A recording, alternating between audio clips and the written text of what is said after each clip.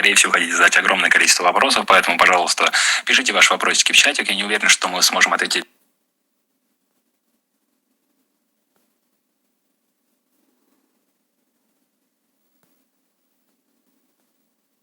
на все, просто потому что у нас ограничено время, но мы постараемся ответить настолько, насколько успеем. Okay, so Brandy, first question that I want to throw across to you. You've released the practitioner seminars for basic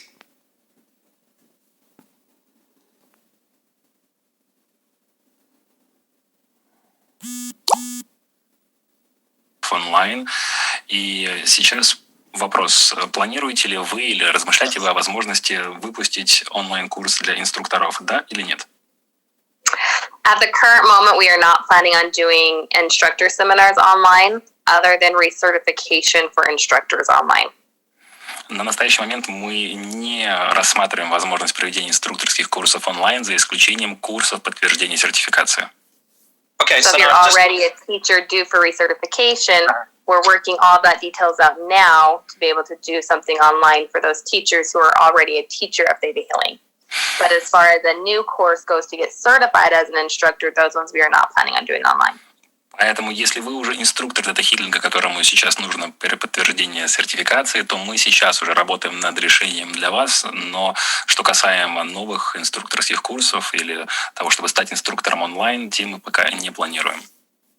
Okay, so just to make sure people understand, Brandy, what is the difference between a recertification and a brand new seminar for the first time?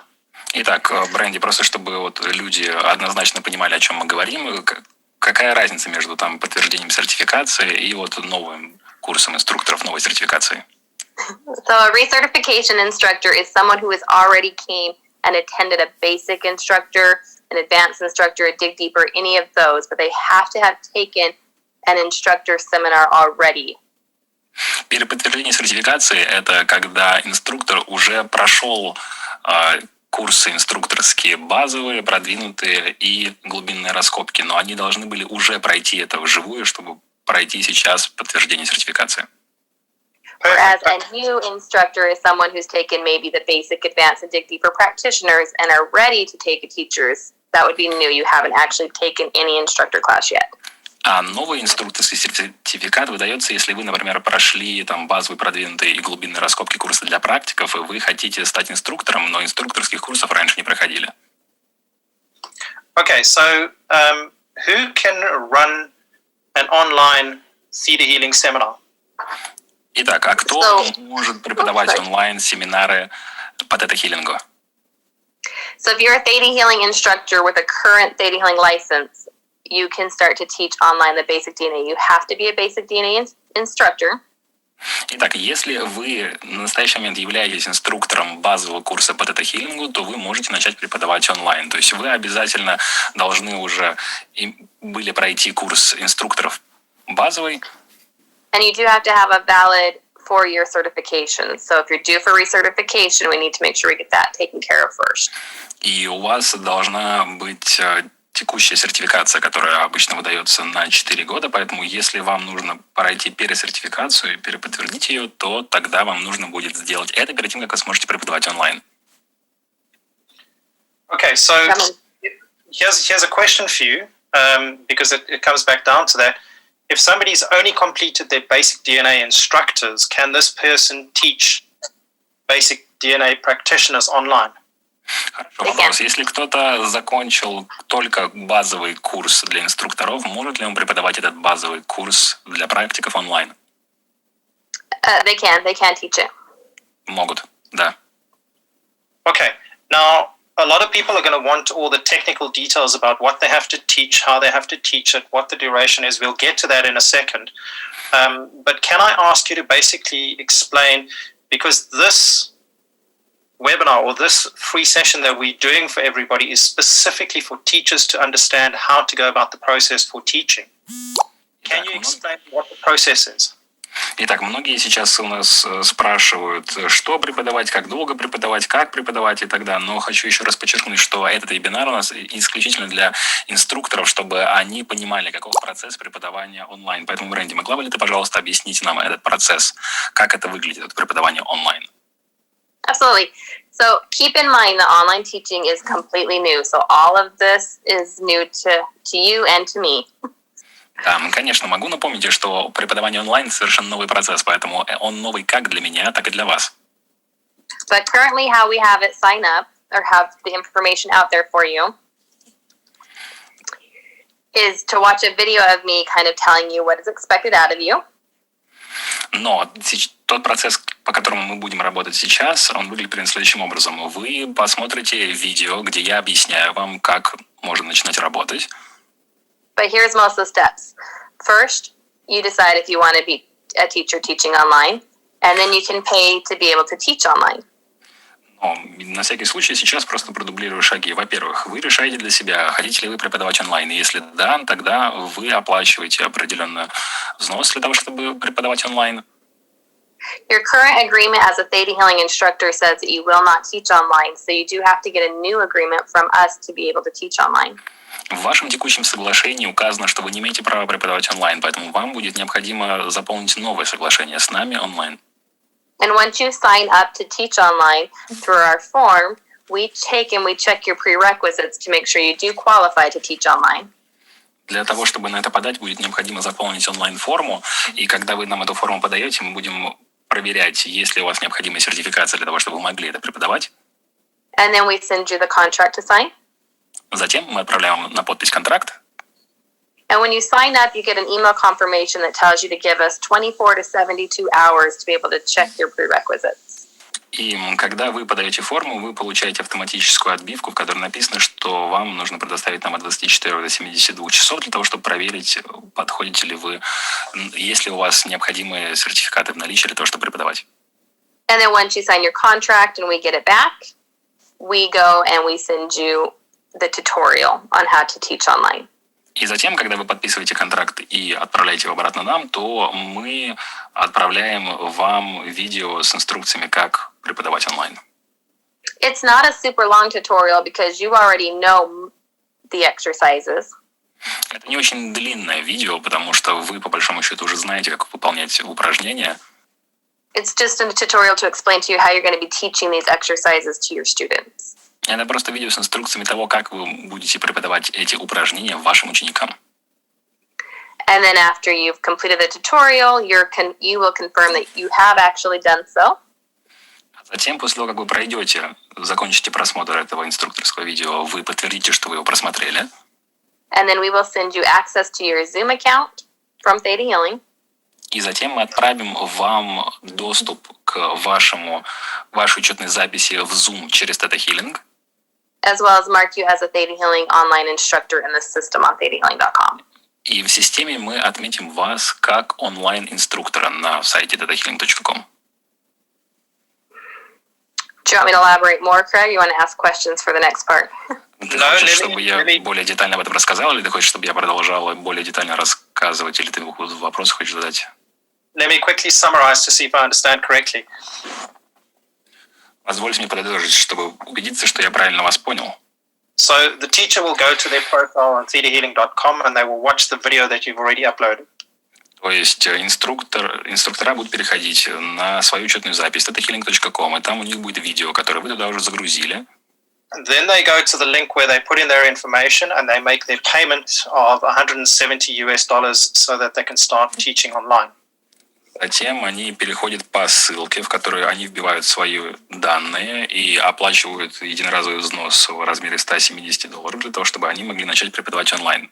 Once the payment has been received by Think, you will send out an electronic addendum that they need to complete. Как только платеж дойдет до Think, вы отправите им электронное соглашение от Think, которое им нужно будет заполнить. But they will only get this electronic addendum if they are already a certified basic DNA instructor. Но они получат этот контракт на подпись только в том случае, если они уже являются сертифицированными инструкторами, правильно? So the person then gets the access to view the tutorials online once you've got the electronic contract back from them. И уже после того, как они получают этот подписанный электронный контракт, им открывается доступ к курсам по поводу того, к видео по поводу того, как вести онлайн-курсы, правильно? And then after that, what do they need to do? Так, и вот хорошо, они это сделали. Что им нужно делать дальше? After they watch the tutorial, After they watch the tutorial. После того, как они посмотрели эти инструкторские видео по поводу того, как преподавать онлайн, хорошо. in the link that they're going to get for the tutorial, at the bottom, it says, I confirm that I have watched this tutorial. В той же ссылке, по которому будет отправлено это видеоинструктаж, там же будет ссылка, где они смогут отметить, что они просмотрели эти видео. Okay, so once they've got that accepted and they've sent that through to you, and only once they've said, I've watched the tutorial and I accept all the terms and conditions, will you then allow them to gain access to being able to set up an online class? Is that correct? Yep, then we'll go and change their profile. Ну, то есть, получается, да, после того, как они отправляют вам подтверждение того, что они просмотрели эти видеоинструктажи, тогда вы дадите им доступ к тому, чтобы начать открывать онлайн-курсы, правильно? Да, мы тогда у них в профиле на их учетной записи дадим им возможность открывать онлайн-курсы. Okay, so that takes us to the point where they are actually able to create that class and they have listened to the tutorial and they've signed the agreement. Yep. То есть это, получается, доходит на заточки, когда они уже могут непосредственно открывать курсы, где они уже просмотрели видеоинструктаж, где они уже подписали контракт. Now, am I correct in saying that the email address that they use for this must be the same email address that they use on their Theta Healing Think profile? Так, правильно ли я понимаю, что им нужно использовать тот же электронный адрес, который они использовали при регистрации на thetahealing.com, чтобы создать их учетную запись? For signing up or for Zoom? When they sign up. Для того, чтобы заполнить форму или для того, чтобы преподавать в Zoom?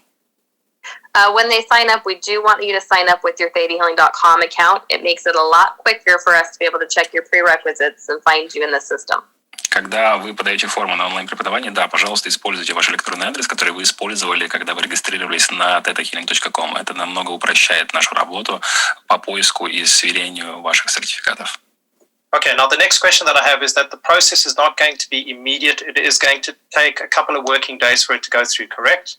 И то есть, правильно я понимаю, что этот процесс у нас будет происходить не мгновенно, а он занимает несколько рабочих дней, правильно? Да, правильно. And as far as I understand, there are a large number of people that have already requested being able to teach online. So your office have got a lot of things to do, correct? И насколько я понимаю, сейчас уже поступило огромное количество запросов на возможность преподавания онлайн, поэтому сейчас вы все там очень сильно заняты. Да, мы очень заняты. We knew you were excited to teach online, but I did not know how excited we were to teach online. Мы знали, что вы были в предвкушении возможности преподавать онлайн, но мы не знали, насколько вы этого хотели. So just a message to everybody out there listening to the webinar. We know that you have paid your monies and that you have maybe completed your contracts. Just give the Think office in Montana a little bit of time. They are 8 or 9 hours time difference away from Moscow. So just give them a little bit of time to process everything and you will get to teach online soon. И поэтому я знаю, многие из вас уже подали заявки, уже оплатили необходимый взнос и уже получили электронные письма с контрактами, отправили их обратно. Но, пожалуйста, поймите, Think нужно немножко времени, чтобы это сейчас обработали, потому что вы все это подали одновременно. И у них 8-9 часов разницы с Москвой, поэтому, пожалуйста, немного терпения, и у вас все будет. Вы уже сможете преподавать онлайн в самом ближайшем будущем.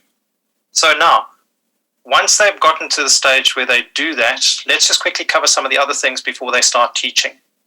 Итак, то есть, скажем, они все это уже сделали. Хорошо, давайте тогда поговорим с вами о некоторых еще вещах, которые им необходимо сделать до того, как они начнут преподавать. As a teacher, I'm going to pay Think $170 so that I can get certified or allowed to teach the Theta Healing Basic DNA class online. Как инструктор я плачу Think $170 для того, чтобы пройти сертификацию и получить разрешение преподавания онлайн от Think, правильно? Да. That will give me access to use the Zoom account, which is the platform that we're going to be using to teach, correct? И это, в свою очередь, даст мне специальный доступ на Zoom, при помощи которого мы будем преподавать, правильно? Да. How much is the payment going to be for advanced and for dig deeper? А сколько будет стоить лицензия, чтобы преподавать продвинутый и курс глубинной раскопки? So that $170 fee includes your first month with us to use the Zoom software. Итак, $170. В этот взнос входит ваш первый месяц, чтобы вы могли использовать платформу Zoom. And then you will have a reoccurring $20 a month for the Zoom software with theta healing. И потом у вас будут продолжающиеся платежи, где вам нужно будет платить $20 в месяц. Но это чисто за Zoom, чтобы он продолжал у вас работать. But where you're already going to be teaching and having the Zoom software, the advanced and dig deeper are going to be $153, since you won't need to pay for another Zoom account. Но учитывая, что у вас уже будет открыт доступ к вашей учетной записи в Zoom, вам нужно будет платить только $153, как за продвинутый курс, так и за глубинные раскопки, поскольку стоимость Zoom у вас уже будет, вы оплатили ее уже до этого. So there's no monthly fees other than the $20 per month, which is to be able to use the Zoom account under the Think license. Yes. То есть единственный ежемесячный платеж, который необходимо отчислять, это вот платеж, который нужно платить Zoom, чтобы иметь возможность пользоваться им под лицензией тета-хиллинга. Правильно? Да, правильно. Okay. Now, how long do you foresee that this online teaching is going to be available for people? А как вы думаете, как долго преподавание онлайн будет доступно для людей? Currently, it's going to be available for a couple months for sure. На настоящий момент это точно будет доступно на протяжении нескольких месяцев. But it could be something that we keep moving forward. Это может быть то, что мы решим оставить с тем, как мы двигаемся дальше. We're going to be asking our teachers for feedback as far as how it goes online, their students for feedback as far as how it goes. Мы будем просить обратной связи у наших инструкторов по поводу того, как у них проходят курсы. Мы будем просить обратной связи у учеников по поводу того, как это чувствуется, каково это вообще учиться онлайн. And through that Zoom account, we'll be able to actually log into some of your classes and watch you teach. So we will be doing that. И используя возможности Zoom, мы будем посещать некоторые из ваших курсов и смотреть на то, как вы преподаете. Поэтому мы тоже сами будем смотреть, как это происходит. And if all of those are going well, our teachers are working well together, we're not undercutting each other, but really working in that energy of love, it could be something we keep moving forward. И если мы увидим, что по всем фронтам у нас все идет замечательно, что инструктора работают сообща, не стараясь где-то подрезать друг друга, то и работаем все в энергии любви, то, возможно, это тот формат, который мы сохраним в дальнейшем. And if we do keep it moving forward, your license would be valid until your recertification is due, according to your main license agreement, according to when you took the class in person. И если у нас все будет идти хорошо, то эта лицензия будет действовать до момента, когда вам будет необходимо перепройти вашу сертификацию, которую нужно будет проходить в соответствии с вашим последним инструкторским курсом, который вы проходили вживую. Okay, so now I think you've got Daniil to translate your video explaining the process, and you've loaded that up on thetahealingrussia.com, correct? И мне кажется, вы попросили Даниила, чтобы он перевел для вас видео, в котором вы объясняете этот процесс, и вы загрузили это видео на thetahealingrussia.com, правильно? Да, правильно. And I'm pretty sure that your team have already translated the tutorial from Vienna and that you're busy uploading that. So I know everything is going to be finalized over the next day or two, and people will be able to start getting through the process and getting to teach. Is that correct? И насколько я понимаю, ваша команда уже перевела методичку для преподавания онлайн, и вы ее уже загружаете, и в ближайшие 1-2 дня все уже будет доступно и работать. Правильно? Конечно. We have all the materials for this ready to go in Russian. We've got your manuals ready, the videos ready, everything's ready in Russian.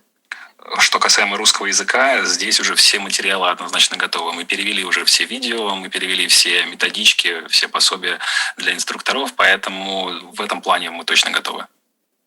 Okay, so let's cover a couple of the technical conditions that people need to understand about this, and these are very, very important things. Хорошо, тогда давайте пройдемся по некоторым техническим условиям, которые здесь присутствуют, и очень важно, чтобы люди их понимали.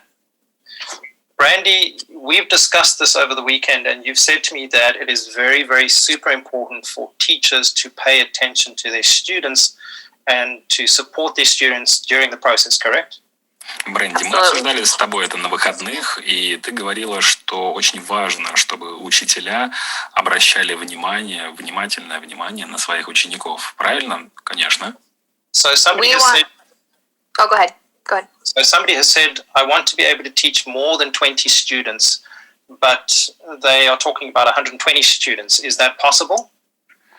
И если кто-то, например, говорит, что он хочет преподавать больше, чем 20 ученикам, но если он говорит, например, там, о 120 учениках, такое возможно? At the moment, we are only allowing you to teach 20 students in a class at a time, online.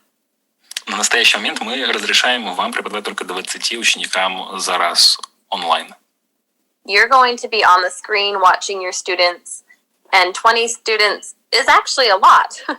И вы будете постоянно на экране, вы будете наблюдать за вашими учениками. И на самом деле 20 учеников – это много. But we want your students to really feel like they're connected with you.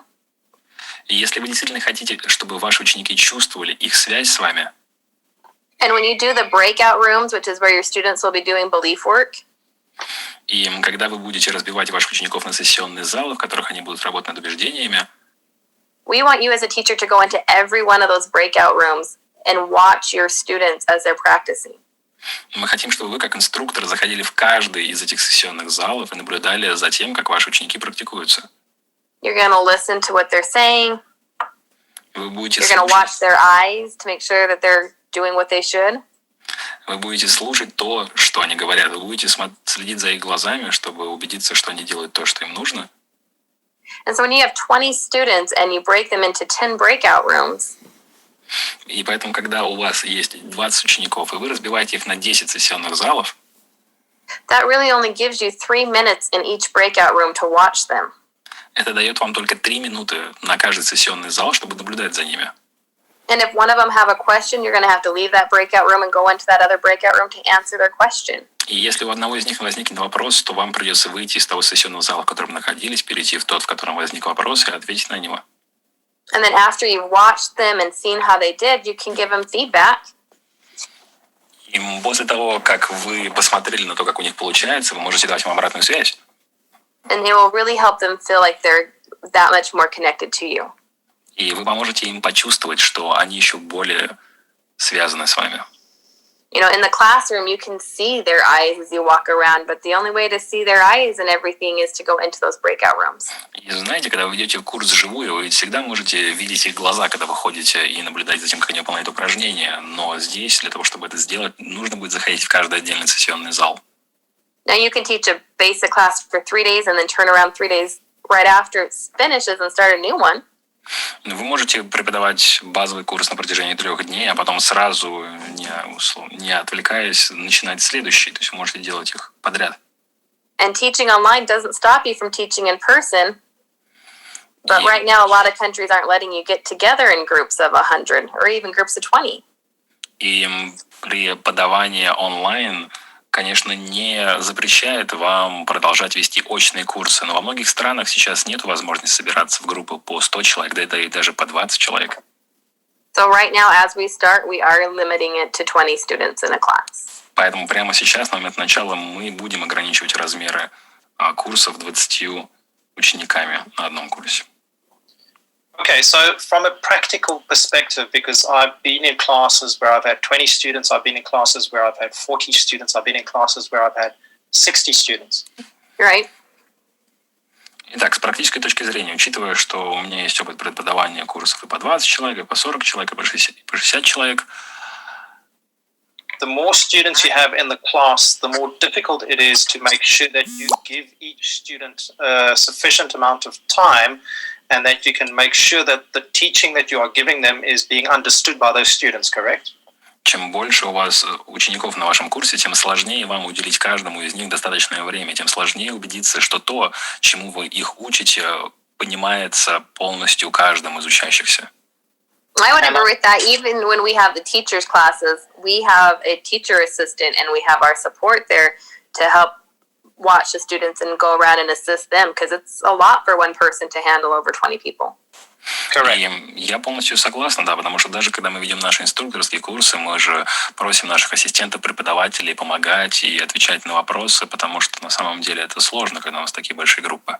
So when we get to the online teaching, and if you have 20 people in the class, it's going to be easier for me as a teacher to actually help and assist as many people as possible because it's a new challenge, it's a new system. A lot of people haven't used online teaching before. Right? То есть получается, когда мы ведем курс, когда вот у нас есть ограничение 20 человек, это даст нам больше возможность как инструкторам помогать и уделять отдельное внимание каждому из учеников. И ведь это для нас тоже в новинку, потому что мы раньше не преподавали это онлайн в таком формате, поэтому это дает нам возможность научиться и это делать. And you're not just talking to them online, like when you attend a meeting with 1,000 people that are just being talked to. You're teaching them something. И здесь нужно понимать, что вы не просто говорите с ними онлайн, то есть это не встреча, где 1000 человек вас просто слушают, вы же им преподаете. You got to watch your screen and make sure they're paying attention. You got to talk to them and invite them to talk to you and engage with them. And so that 20 people you're going to find is a lot online. Вам нужно внимательно следить за вашим экраном, смотреть на них, вам нужно вовлекать их во взаимодействие, вам нужно делать так, чтобы они с вами взаимодействовали. И поэтому, на самом деле, 20 людей – это очень немаленькое количество. Okay, so when it comes to managing the group, because the platform is going to be Zoom and because you are going to be limited to 20 people in the group, those 20 people in the group are only the students, correct? Yes, correct. Хорошо. Когда дело у нас доходит до преподавания онлайн в Zoom, когда мы говорим о 20 людях, о 20 человек, мы говорим, что 20 именно студентов, правильно? Да. So some of our teachers might be teaching with their partner at home. I might have my partner sitting right next to me, so that's going to be 22 because there's me and my partner plus 20 students. And some of them might have a technical person who's really good at Zoom and they want to have them online with them the whole time. That person doesn't count as a participant because they're your technical support. And if you need to have an assistant with you online, that person can be as an assistant online with you, and that doesn't count as your student. But as far as students attending the class, there will be 20 people that are actually taking the class online with you. И когда дело касается, например, людей, которые преподают в парах, то вы вполне можете находиться дома, рядом с вами может сидеть ваш партнер, и вы можете совместно преподавать. У вас получается уже 22 человека, но 20 именно учеников. Точно так же вы можете приглашать технический персонал поддержки, который, возможно, очень хорошо разбирается в этом и который может вам помочь. Или ассистента преподавателя. Я знаю, что некоторые инструктора у нас любят прибегать к помощи ассистентов. Поэтому, когда мы говорим про 20 человек, имеется в виду 20 именно тех, кто проходит этот курс, 20 учеников. Okay, so going to that idea or the concept of a teaching assistant and a technical person, if I have somebody who's co-teaching with me, can I teach 40 students or am I still restricted to 20 students? Хорошо, то есть углубляясь в вот эту тему про наличие ассистентов или соведущих, например, если я веду инструкторский курс вместе с еще одним инструктором, можем ли мы на двоих взять 40 учеников? Right now we've got you at 20 students. And co-teaching, we've got it so that you're co-teaching with your partner who can teach with you, right with you together. Прямо сейчас нет, все равно только по 20 учеников. И если вы преподаете совместно с вашим партнером, который находится рядом с вами, то вы все равно преподаете рядом, но одну группу. So and we'll monitor it. We'll see how it goes. We'll get feedback. But 20 students is a good start. И мы посмотрим, как это пойдет, будем собирать обратную связь, но 20 учеников – это очень даже неплохое начало. So basically, this means it's a flat starting point. It's 20 people per class, no more right now. And what about the teaching assistants? Do they have to have any certifications? Can they just be a practitioner? What's the requirements on that? Хорошо, то есть правильно ли я понимаю, что у нас сейчас есть четко установленная лимит 20 человек, там, не больше, вне зависимости от чего. Один курс 20 человек. Да, правильно, хорошо. А как насчет ассистента преподавателя? Нужна ли какая-то специальная сертификация? Должны ли они быть...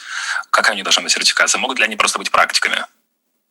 So a teacher assistant is someone who has already taken the class. Ассистент преподавателя – это человек, который уже прошел курс. And they're not actually teaching, they're just there to help you. И они не преподают этот курс, они просто помогают вам. So if you've got a student that's taken the basic DNA that you feel you work well with, and they could help you in the classroom a little bit.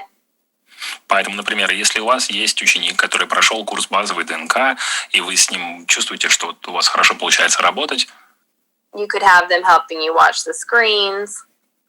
Вы можете, например, попросить их помочь следить за экранами людей, But they're not teaching, you're teaching. но они не преподают, преподаете вы. And you still have to go in and observe your students as they're doing the work. И вам все еще нужно заходить в каждую комнату и наблюдать за вашими учениками, с тем, как они выполняют свою работу. And you'll have to make them as an admin in the group so that they can help you with the group a little bit. И вам необходимо будет дать им права администратора в вашей группе, чтобы они могли помочь вам с организационными моментами. But they do have to have already taken the class, have a good understanding of the material. Но они должны уже были бы пройти этот курс и должны были бы иметь хорошее понимание материала. You know, maybe you use them to monitor the chat for you and let you know which questions come up. Ну, может быть, вы попросите их следить за чатом и озвучивать те вопросы, которые там пишут. So as long as they've taken the class, they can help you. И поэтому, если они прошли этот курс, то они могут вам помочь. But they can't teach for you Но они не могут за вас преподавать. unless they're another teacher. За исключением тех случаев, когда они тоже являются инструктором. And then if worst case scenario, you needed them to help you, they could help you a little bit. Ну, и тогда, конечно, если вы хотите, чтобы они помогли вам преподавать, ну, можно, если они тоже инструкторы. Okay, But we really want you teaching.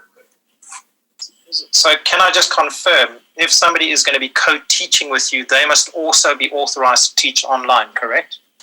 То есть, правильно ли понимаю, если вы собираетесь совместно вести курс с кем-то, то этому кому-то, с кем вы собираетесь вести курс, также необходимо пройти сертификацию на то, чтобы вести курс онлайн, правильно? Да. Yes, you would both need to have that license agreement giving you permission to teach online. And so you would have to both be an online teacher. Да, вам обоим необходимо будет иметь лицензию онлайн-преподавания. Okay. And you don't have to teach online. You know, we have some teachers that don't want to teach online, which is totally fine. And we have some teachers that are so excited about teaching online. In fact, way more teachers excited about teaching online than I thought we were going to have. And then you've got some people that are terrified of teaching online, even though they signed up for it. And we've got some teachers that are worried that teaching online is going to stop them from being able to teach. And so you have all these emotions and things coming up. And all I can say is, it's triggering a lot of your own fears. And so that's where we need to work. So if you're afraid that someone teaching online is going to take away from you, it's not. There's so many people. But obviously you've got some type of fear right there. And so we really need to make sure we clear our fear.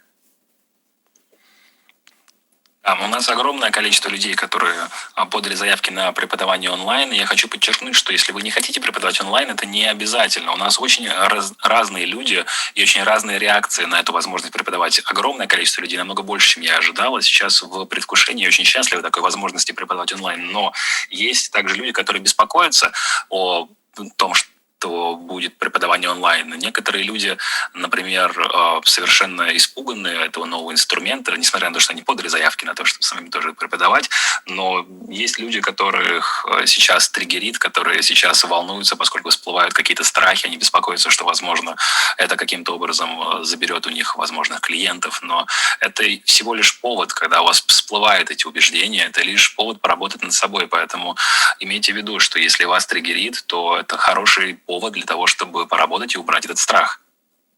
That was amazing, by the way. Wow. That memory. Вот, он все запомнил, молодец. Okay, so the platform that's been decided is Zoom. Yes. Да, то есть мы определились с платформой. Платформа — это Zoom, да? Да. And what will happen is that the person will be assigned a Zoom account using an email address which is connected to the main Theta Healing account. То есть правильно ли я понимаю, что человеку будет дана учетная запись Zoom, используя тот же электронный адрес, который они использовали для регистрации своего основной учетной записи на thetahealing.com, правильно? Да. So if there's two teachers who are co-teaching, they will both have to have a Theta Healing linked Zoom account. То есть, если у нас есть два преподавателя, которые преподают вместе, каждому из них нужно будет иметь учетную запись Zoom, которая будет подключена к их учетной записи на Theta Healing, правильно? Да. And there are instructions in the there are instructions in the video, the tutorial from Viana, from yourself, and also in the manuals in terms of what the content of the course must be and how they must use the breakout rooms, correct? И в видеоматериалах, и в методичках, которые записали ты и Виана, есть полная инструкция по поводу того, что должно содержаться в этом курсе, и по поводу того, как использовать сессионные залы. Правильно? Да, правильно. Okay, so now let's speak about the dengue, the money. Хорошо. А теперь давайте поговорим о money, о деньгах.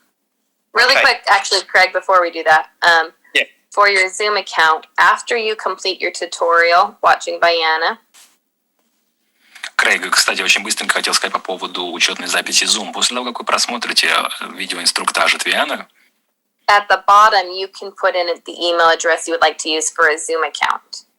внизу этой странички вы сможете ввести отдельный электронный адрес, который вы сможете использовать для вашей учетной записи Zoom. Some of you already have a Zoom account, Потому что у некоторых из вас уже есть учетная запись Zoom, and you can use that Zoom account you already have. Just know it will be converted to a Theta Healing Zoom account. и вы можете использовать вашу текущую учетную запись Zoom. Но просто имейте в виду, что она тогда станет учетной запись Theta Healing в Zoom. And under that Theta Healing Zoom account, you can only do Theta Healing. И с этой учетной записью, которая будет привязана к Theta Healing через Zoom, вы сможете проводить только Theta Healing. So you can do seminars, Theta Healing seminars. You can do Theta Healing classes or sessions. You can do Theta Healing practice groups. You can do Theta Healing intros, but it's all Theta Healing related. То есть, используя эту учетную запись, вы сможете вести семинары, вы сможете преподавать курсы, вы сможете вести ваши группы по исцелению, вы сможете работать над клиентами, вы сможете давать вводные, первичные занятия, но все, что вы делаете, должно будет быть связано с тета-хилингом. And so if you have a Zoom account that you're already using for other things that you do that are not Theta Healing, you might want to sign up with a new email address for your Theta Healing Zoom account, and you can do that on that form. И поэтому, если у вас уже есть учетная запись Zoom, которую вы используете для других дел, то я думаю, что лучше, если вы используете отдельный электронный адрес и не будете связывать уже существующую запись учетную. Now we Okay. can talk about pricing. Now we can talk prices. Так, хорошо. А теперь давайте поговорим о ценах. Да, давайте поговорим о деньгах. Okay, so is the price that you charge online the same price as what you charge offline? Итак, то есть та цена, которую мы должны брать за курсы онлайн, такая же, как та цена, которую мы должны брать за курсы офлайн.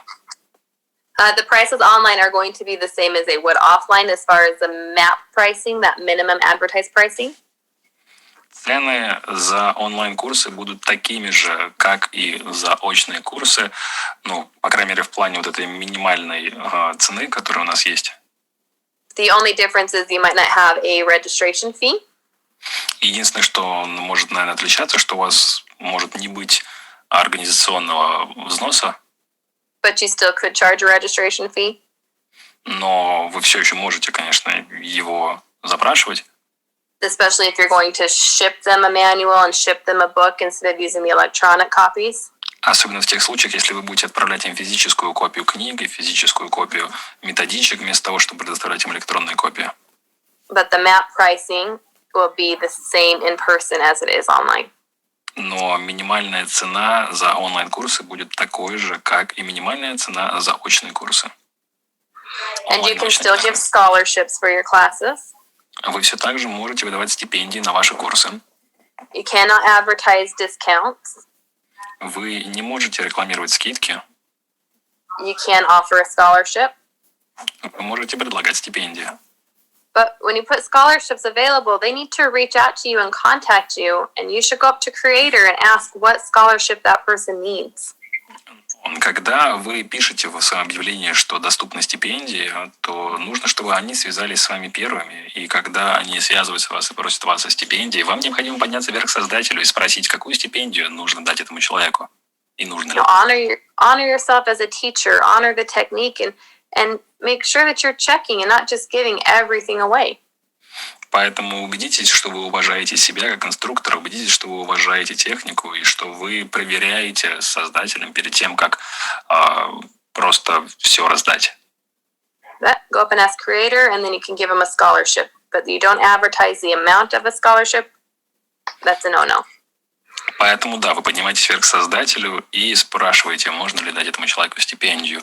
И если вы даете, то помните, ни в коем случае мы не рекламируем ту сумму, на которую мы даем стипендию. Это вообще нельзя никак. Okay, the minimum advertised pricing is available on theaterhealing.com. I know it's in English. I'm not sure whether it's in Russian. Today is the 28th of April, 2020. И минимальная цена доступна на thetahealing.com. Я не уверен, если там есть версия на русском, но для России там точно цены есть. Сегодня, на всякий случай, 28 апреля 2020 года. So that everybody understands, if you are watching this at a later stage, if somebody's recorded it and they put it out there, which they're not supposed to be doing, the current minimum advertised pricing off the Theater Healing website is currently sitting at 16,000 rubles for the basic DNA practitioners class. И просто на всякий случай я проговариваю, что сегодня именно 28 апреля. Если вдруг кто-то это записывает, хотя он не должен это записывать, и если кто-то это куда-то выложит, просто имейте в виду 28 апреля, но не записывайте, не выкладывайте. Но на сегодняшний день минимальная цена за курс базовой ДНК в России составляет 16 тысяч рублей. If that change will be made on that document available in your profile on theaterhealing.com. Если эта цена в дальнейшем перетерпит изменения, то эти изменения будут отображены в этом документе, в котором указаны все минимальные цены, который будет доступен в вашем личном кабинете на thetahealing.com. And we'll post a message for them. Yeah. Ну, конечно, мы вам отправим сообщение, если что-то поменяется. Now, the question that I do have, Brandy, is if the pricing is not listed in the minimum advertised pricing document, what should people do? Итак, вопрос. Если у них для их страны нету минимальной цены, она не числится в списке этого документа, что людям делать?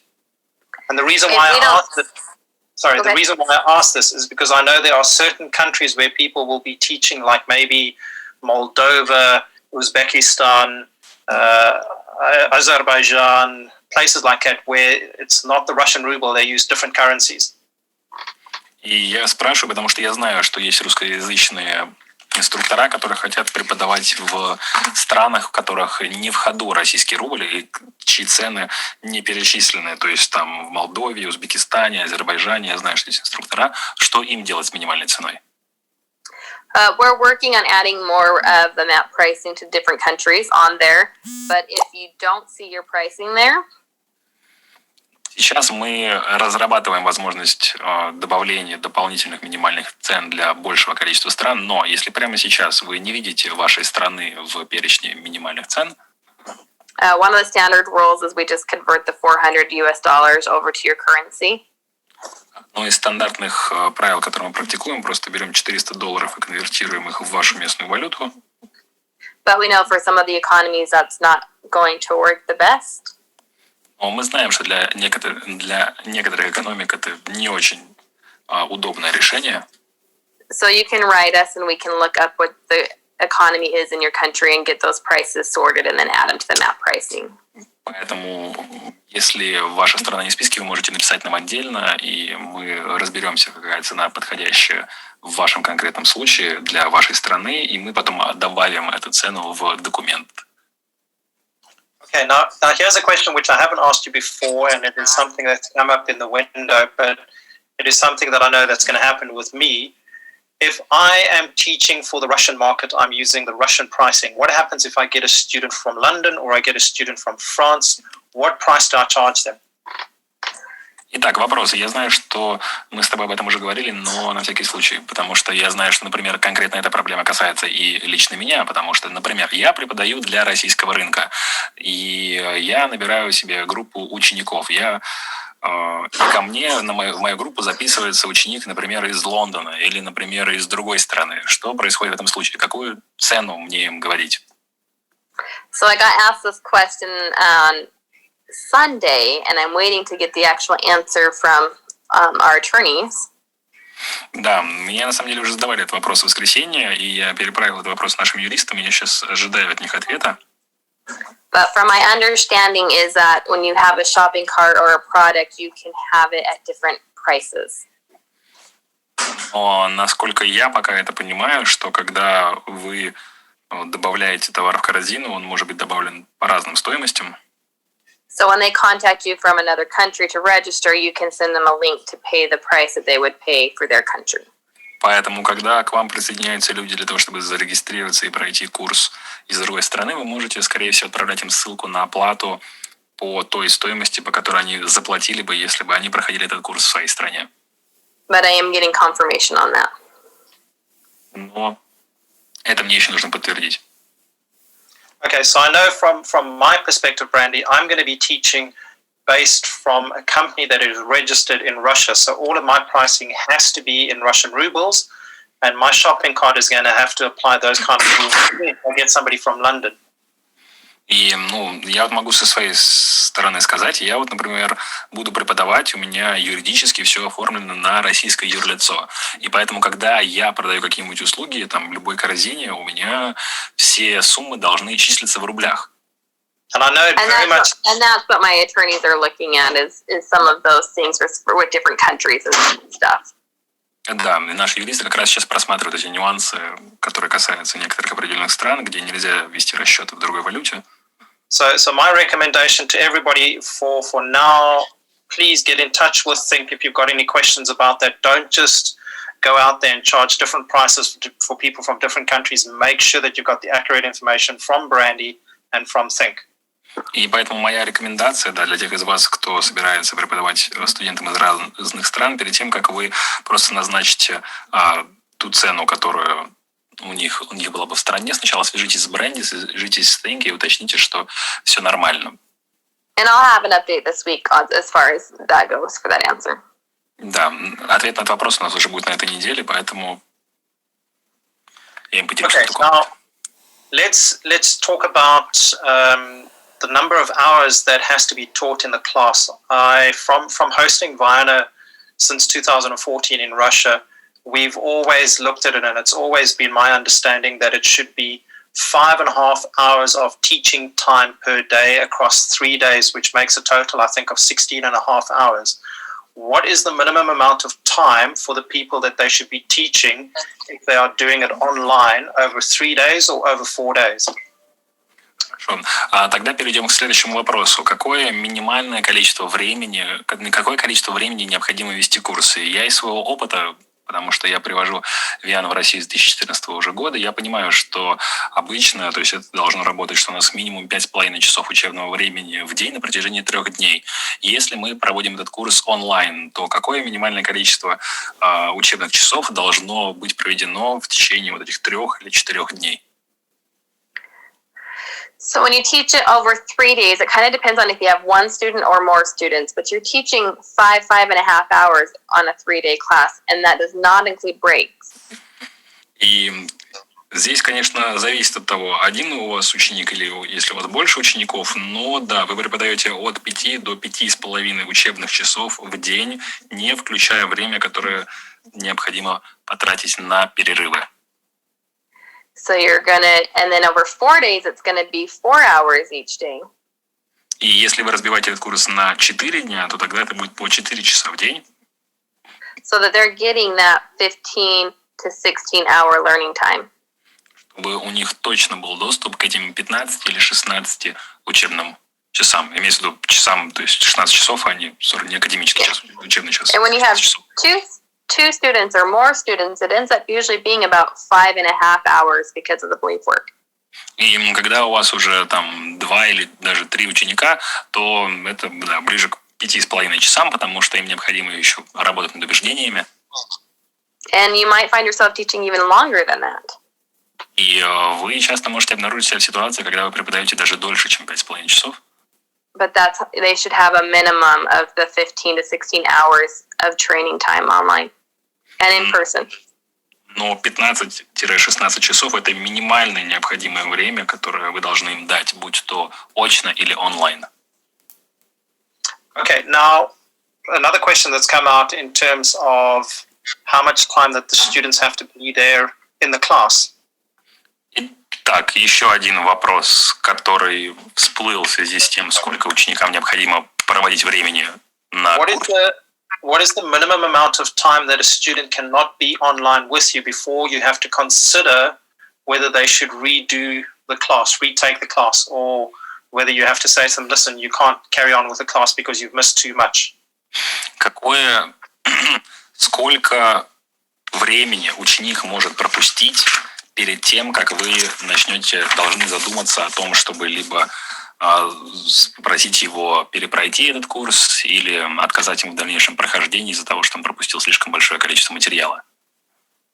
I think that really depends on what part of the class they miss. Я думаю, здесь, конечно, все очень сильно зависит от того, в какую часть курса они пропустили. The lectures are super important. They need to hear what you're teaching in class.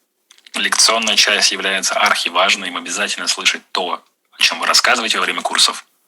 So if they're missing it, then they should retake that section.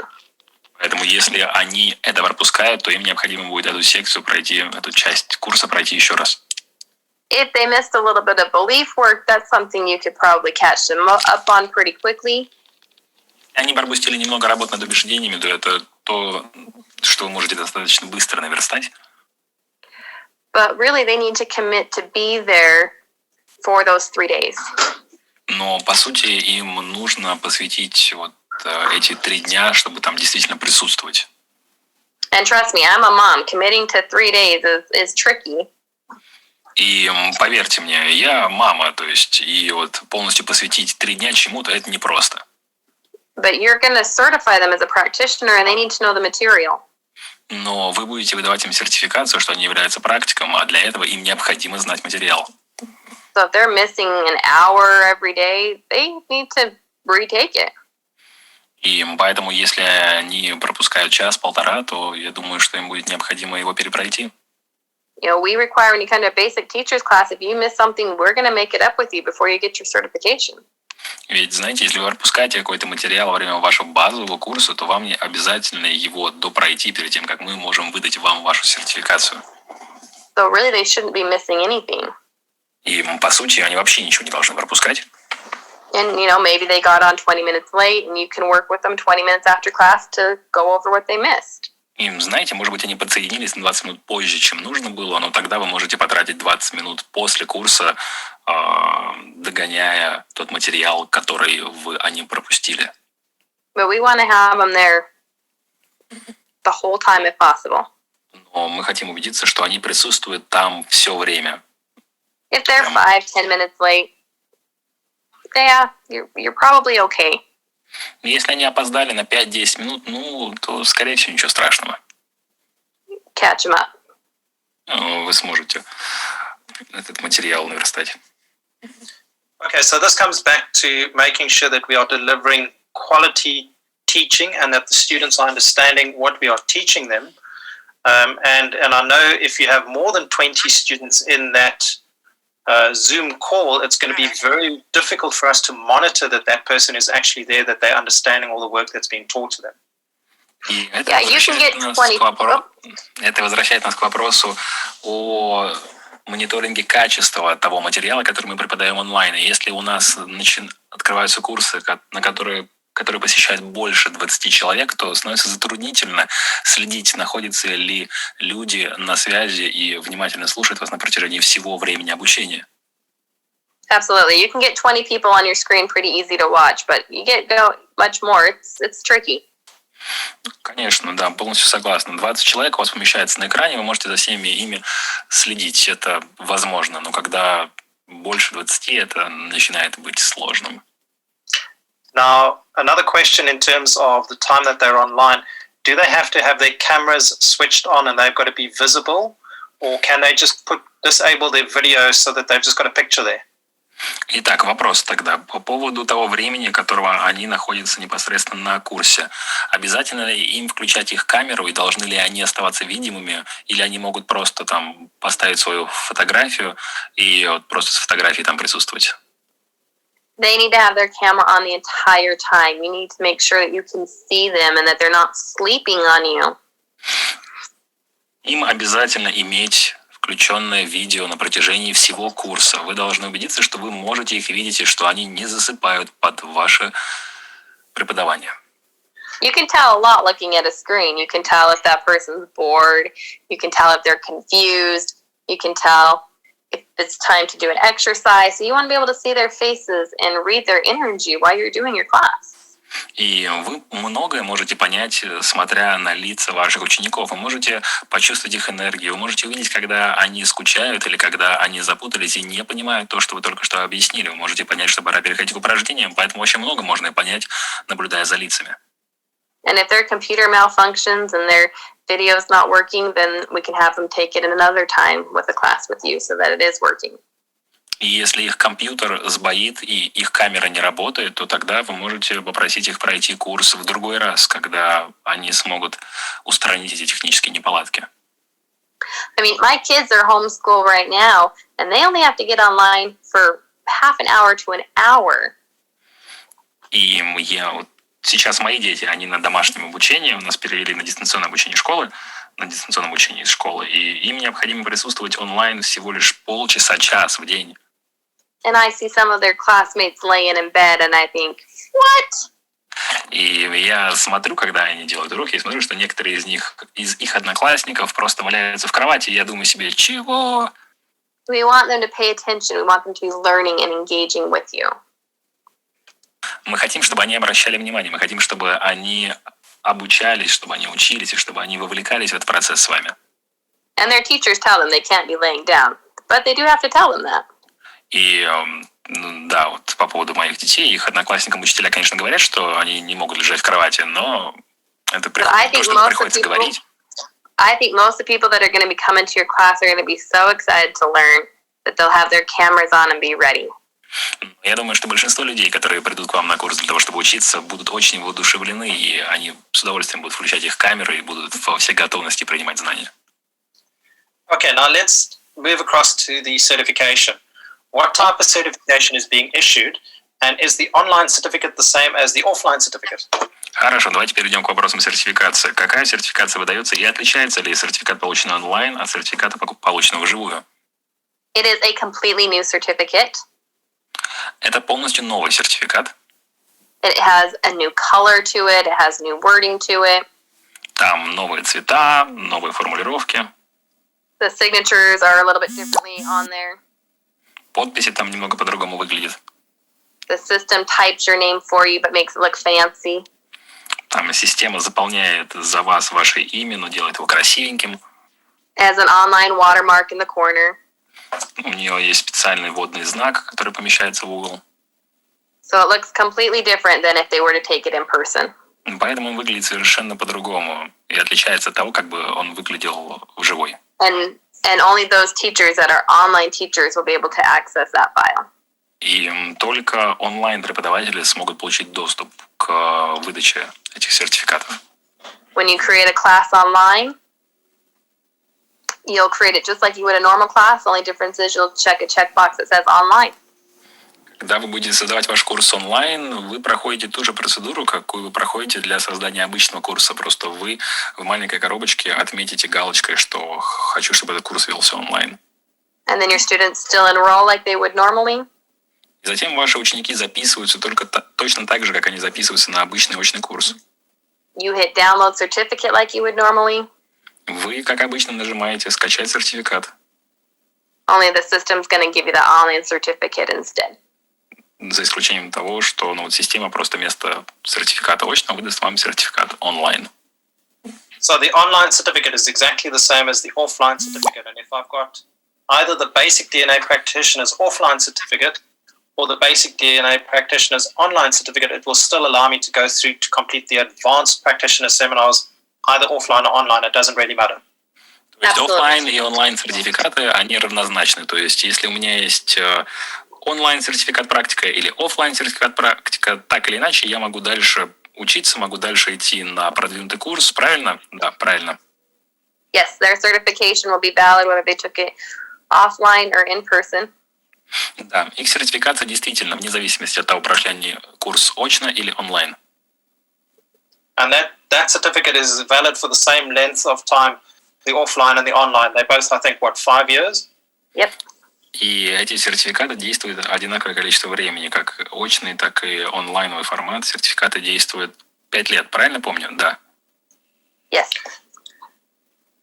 Okay, now just to come back to something that I know because I've read through the agreement or the contract that I received. One of the things it says that we agree that any of the online classes will be advertised on cdhealing.com. И возвращаясь к деталям, я очень внимательно читал соглашение, которое нужно будет подписывать, и, если я правильно помню, там есть строчка, которая говорит о нашем согласии того, что онлайн-курсы будут рекламироваться на thetahealing.com. First question is, do we have to pay for that? Итак, первый вопрос. Нужно ли это как-то отдельно оплачивать за эту And the рекламу? second question is there a difference in terms of the advertising? Will it say somewhere that this is an online class or this is an offline class? И второй вопрос. Есть ли какое-то различие в самой рекламе на thetahealing.com? Будет ли где-то пометка, что это курс очный или что это курс онлайн? Yes, you're going to love the look of the site, just so you know. But Да. go ahead. Вам очень понравится, как выглядит наш сайт. Я вам слово даю. Every class is now going to say if it's online or in person. Но на каждом курсе теперь будет указано, ведется ли он очно или онлайн. And we have defaulted every online class to be listed as active on thetahealing.com. И мы по умолчанию ставим в активное продвижение все онлайн-курсы, они все будут продвигаться на thetahealing.com. You won't have to pay to advertise it, Вам не нужно будет ничего платить, чтобы он продвигался, but we do want people looking there to see who is an online teacher. но мы хотим, чтобы люди, ища курсы, понимали, кто является онлайн-инструктором. Your profile on thetahealing.com will have an online instructor banner added to it.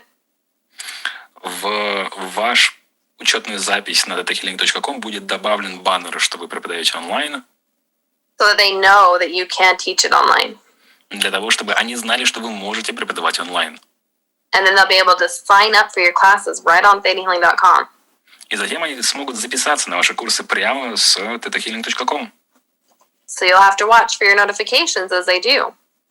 Поэтому вам нужно будет внимательно следить за вашими уведомлениями с тем, как люди будут к вам записываться. But they are defaulted to be active. Но по умолчанию они все в статусе активный. They are defaulted to show on the website. По умолчанию они все будут отображаться на сайте. And it'll be really simple for your students to see if it's in person or online. И вашим ученикам будет очень просто увидеть, ведется ли курс очно или онлайн. And as long as you have your Zoom account, И and до you're тех- paying that $20 a month for that, и до тех пор, пока у вас есть ваша активная учетная запись Zoom, за которую вы платите $20 в месяц, you will be able to post online classes. вы сможете публиковать онлайн-курсы. If you cancel your Zoom account, Если then you же won't вы be able to teach online. отмените вашу учетную запись в Zoom, то вы не сможете преподавать онлайн. Okay, let's move away from that. I want to start asking you a couple of technical considerations because having experienced both the instructor classes and also doing quite a lot of teaching of the practitioners classes, there are a couple of things that people are going to want to ask. So let me preempt that before they start asking that in the chat window. Okay. И давайте мы перейдем с вами к небольшим техническим размышлениям. Я преподавал неоднократно много курсов, и я прямо предвижу вопросы, которые будут возникать, поэтому давайте мы их предвосхитим перед тем, как они у нас появятся в окошке чата. The first thing that I want to have a talk about is the muscle testing. Is there a different method being used for the muscle testing when you're teaching this online? Во-первых, я хочу узнать про мускульные тесты. Используем ли мы другой метод мускульного тестирования, когда мы преподаем онлайн? When you're teaching it online, you are going to have them stand up and muscle test. Когда вы преподаете онлайн, вы попросите их делать мускульный тест стоя. And that's in the tutorial, but you're still going to explain to them how to finger muscle test. И это будет в вашем пособии для инструктора, но вы все равно будете объяснять им, рассказывать, как проводить мускульный тест на пальцах. But they are going to be doing all their muscle testing standing up. Но они будут проводить все мускульные тесты стоя. And if they have somebody at home, they could bring in and use them as a demo to show. И если, например, у них есть кто-нибудь дома рядом, то они могут попросить его прийти, чтобы показать на нем демонстрацию использования мускульного теста пальцев. But you will still explain both ways, standing up in your... Но так или иначе вы все равно будете объяснять оба способа мускульного тестирования, как стоя, так и используя пальцы. Okay, now, Brandy, when it comes to the muscle testing, and I'm going to show this on the screen so that everybody can see what I'm doing. I've seen a lot of teachers teaching their students to do what is called proxy muscle testing, and that's when I will test for you. И я знаю, некоторые из вас видят мой экран или видели, пока я только что это показывал. Я знаю, что многие инструктора сейчас учат своих учеников делать опосредование мускульное тестирование, что значит, что они просят кого-то провести мускульный тест за них. You are not going to proxy muscle test for any of your students. Нельзя проводить опосредование мускульное тестирование ни для кого из ваших учеников. Такое делать нельзя. You're going to make sure they stand up. Вы убедитесь, что они встают. And then they do their own yes or no testing. И что они проводят свой собственный тест на да и нет. Okay, so there's no pulling of their own fingers. There's no proxy muscle testing. It's got to be the stand up, forward or backwards. Yes. Ну, то есть они не проводят тестирование на размыкание собственных пальцев, они не разрешают инструктору протестировать убеждение за них. Нужно просто проводить мускульный тест стоя. Правильно? Да, правильно. They're learning how to work on themselves. They really need to know how to work on themselves. If you're proxying for them, you're not teaching them how to work on themselves. Им нужно научиться работать сами с собой. Если вы делаете мускульный тест за них опосредованно, то вы, по сути, не обучаете их, как тестировать это сами на себе. Now, I know that during the class there will be pair work where people will have to pair up with each other to do some digging. How is that going to work? Я знаю, что во время курсов будет работа по парам, где людям будет необходимо работать с убеждениями друг друга. Как это будет работать? It's the same way. You're going to have your students break up into partners, and then when they test a belief, they're going to have them stand up and muscle test. И вы разобьете их на сессионные залы в Zoom, на пары, и когда они будут проверять убеждения друг друга, им будет нужно вставать и делать мускульные тесты стоя. And you have something. It's really going to train them well for when they do readings. И это на самом деле очень хорошо себя покажет, когда они будут проводить чтение или сканирование. Sorry about that. And just when they're going to be pairing up, is the teacher going to decide who pairs up? How do they go into those breakout rooms? Is there something technical that you've already created in terms of the videos or the tutorials? И можно, пожалуйста, прояснить, как именно они будут разбиваться на сессионные залы? Вы уже придумали какое-то техническое решение, или это будет случайно, или учитель будет решать, кто разбивается на какие пары? It is in the Zoom tutorial that I do have for you, and you have the option of doing it, choosing who gets broken up into pairs, or just having the system break them up for you. But it's in the video. В нашем видеоинструктаже это все, мы об этом всем говорим. Вы можете либо автоматически их разбить на случайные пары, либо можете вручную это сделать и выбрать каждому человеку свою пару. Okay, now I know that somebody asked this question, and I want to ask this online now with you now because I want people to understand how important this is. They've asked the question, can we create our own materials in PDF form and send it out to people? Хорошо, я сейчас задам вопрос, и меня его уже задавали, но я его еще раз задам сейчас здесь онлайн, чтобы все понимали, насколько это важно. Люди мне задают вопрос, а можем ли мы создавать наши собственные материалы в формате PDF и отправлять их? So due to copyright and trademark and all of that, you cannot create any of your own material. Из-за торговой марки вы не можете создавать собственные материалы. I know that some of you are super creative and can come up with amazing ideas, but you can't actually do that with the theta healing technique without permission. И я знаю, что некоторые из вас очень творческие люди, и вы способны проявлять замечательные, великолепные идеи, но вы не можете это делать с материалами для Theta Healing без разрешения от Think. You can send something in to us to be looked at and see if we approve that handout. И мы посмотрим, если мы сможем улучшить нашу текущую раздатку. But do know that that takes a very long time. Но знаете, что процесс улучшения занимает очень много времени. But that you can give them the manuals and tools that we give you for them. Но вы можете раздавать им пособия, методички и те инструменты, которые мы даем вам.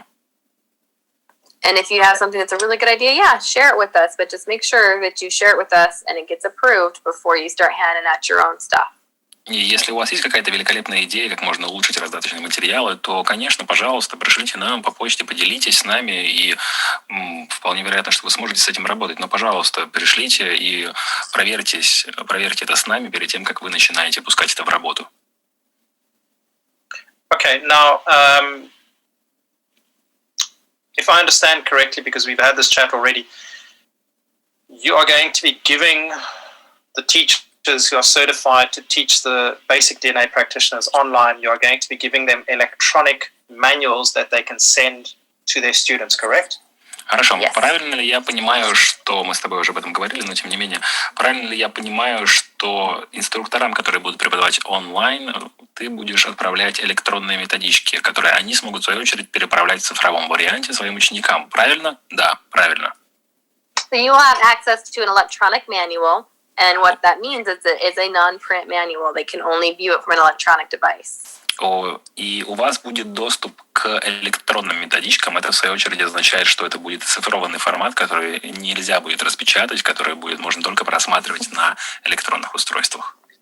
And then you can get the book through Kindle or different places. И затем вы можете приобрести книгу через Kindle или через другие магазины.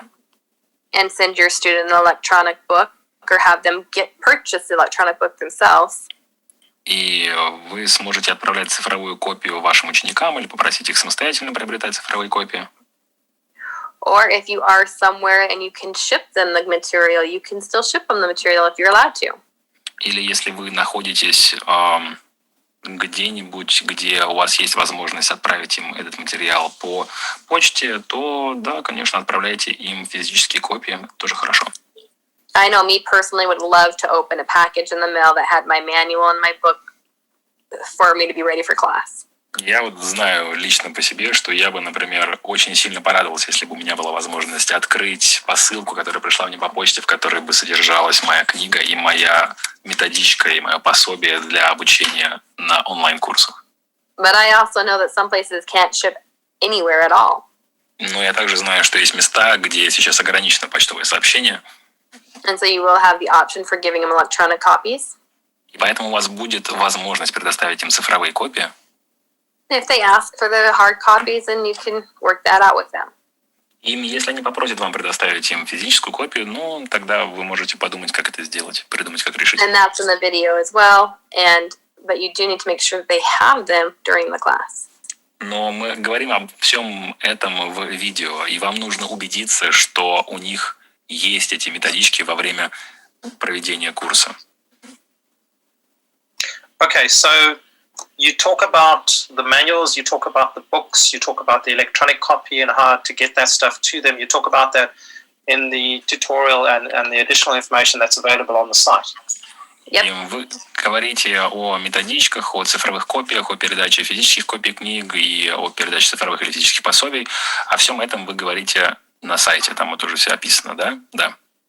Now, if you are from Europe or if you are listening in from a country where Amazon is available, you can probably get the Russian versions on Amazon.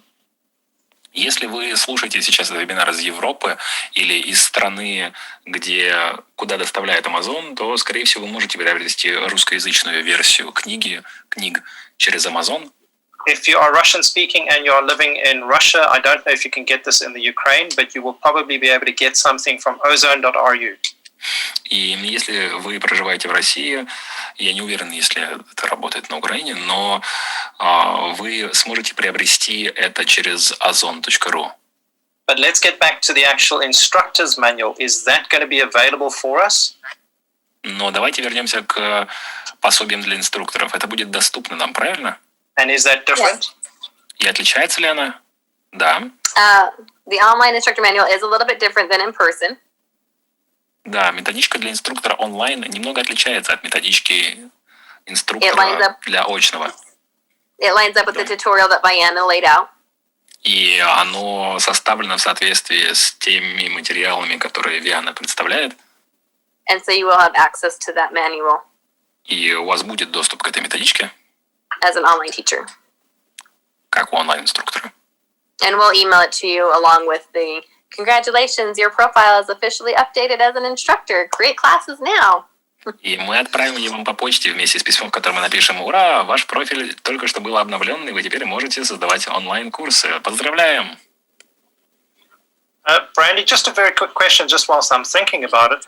The practitioner e-version of the manual, so the electronic version of the manual, that's non-printable, correct? Yes. Бренди, быстренько уточнить, пока я об этом думаю. Правильно ли я понимаю, что цифровая версия пособия для практиков не печатная? Ее нельзя распечатывать, правильно? Да. Yes, you will be emailing your students a non-print copy of the manual. Да, правильно. Вы будете рассылать по электронной почте вашим ученикам не распечатываемую версию методички для практика. What about the instructor's manual? Is that also non-printable? А как насчет методички для инструкторов? Ее тоже нельзя распечатывать? I think the version that I might have sent you, Craig, was, but we will make it so you can download it.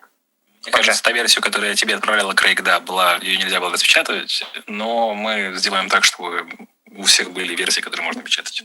I know I cover my manuals in writing from top to bottom. Я знаю, что я исписываю свои пособия, свои методички прям вот от поля до поля. Okay, now one of the other technical things that we need to cover, and this is one of my favorite things to do, and when I teach with my wife, she always says to me, Craig, do you want to do this, is the frankincense. Are we doing frankincense with everybody, or what's happening with that?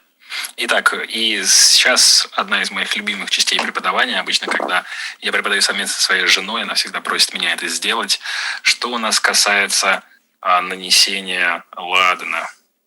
Что мы делаем? So online you will not have to do the frankincense. Онлайн его не обязательно будет наносить. Doing the frankincense is a kind of a way for you to remember that you're in service while you're teaching. Нанесение ладана – это своеобразный способ не забывать, что вы служите, пока вы преподаете. And in person, you can do that. И когда вы преподаете вживую, вы можете это делать. But online you won't be able to put the frankincense on their feet. Но онлайн, к несчастью, у вас навряд ли получится нанести ладан на стопы. You could ask them to if they had some at home and wanted to, but you don't have to. Вы можете попросить их сделать это самостоятельно, если он у них есть дома, и если они не против, но это не обязательно. You're going to remember you're in service as you're teaching, as you're holding that energy for all your students online. Вы должны будете помнить, что когда вы преподаете, вы служите, когда вы будете держать вашу энергию ваших учеников вместе, когда вы преподаете онлайн. And you're going to do really good. И у вас очень хорошо получится. Okay, now I've got a couple of other questions that I'd like to ask you as well, and there's one or two very important things here. But before I do that, if the online classes are not available in a language that people might speak and they want it to be made available, they have to contact Think First, correct? Итак, если у нас еще есть пара важных вопросов, но перед тем, как мы к ним перейдем, завершу с этой темой. Так, если люди хотят пройти онлайн-курсы на языке, на котором эти онлайн-курсы пока недоступны, то правильно ли я понимаю, что сначала им нужно связаться с Think? Yes, contact us for the information.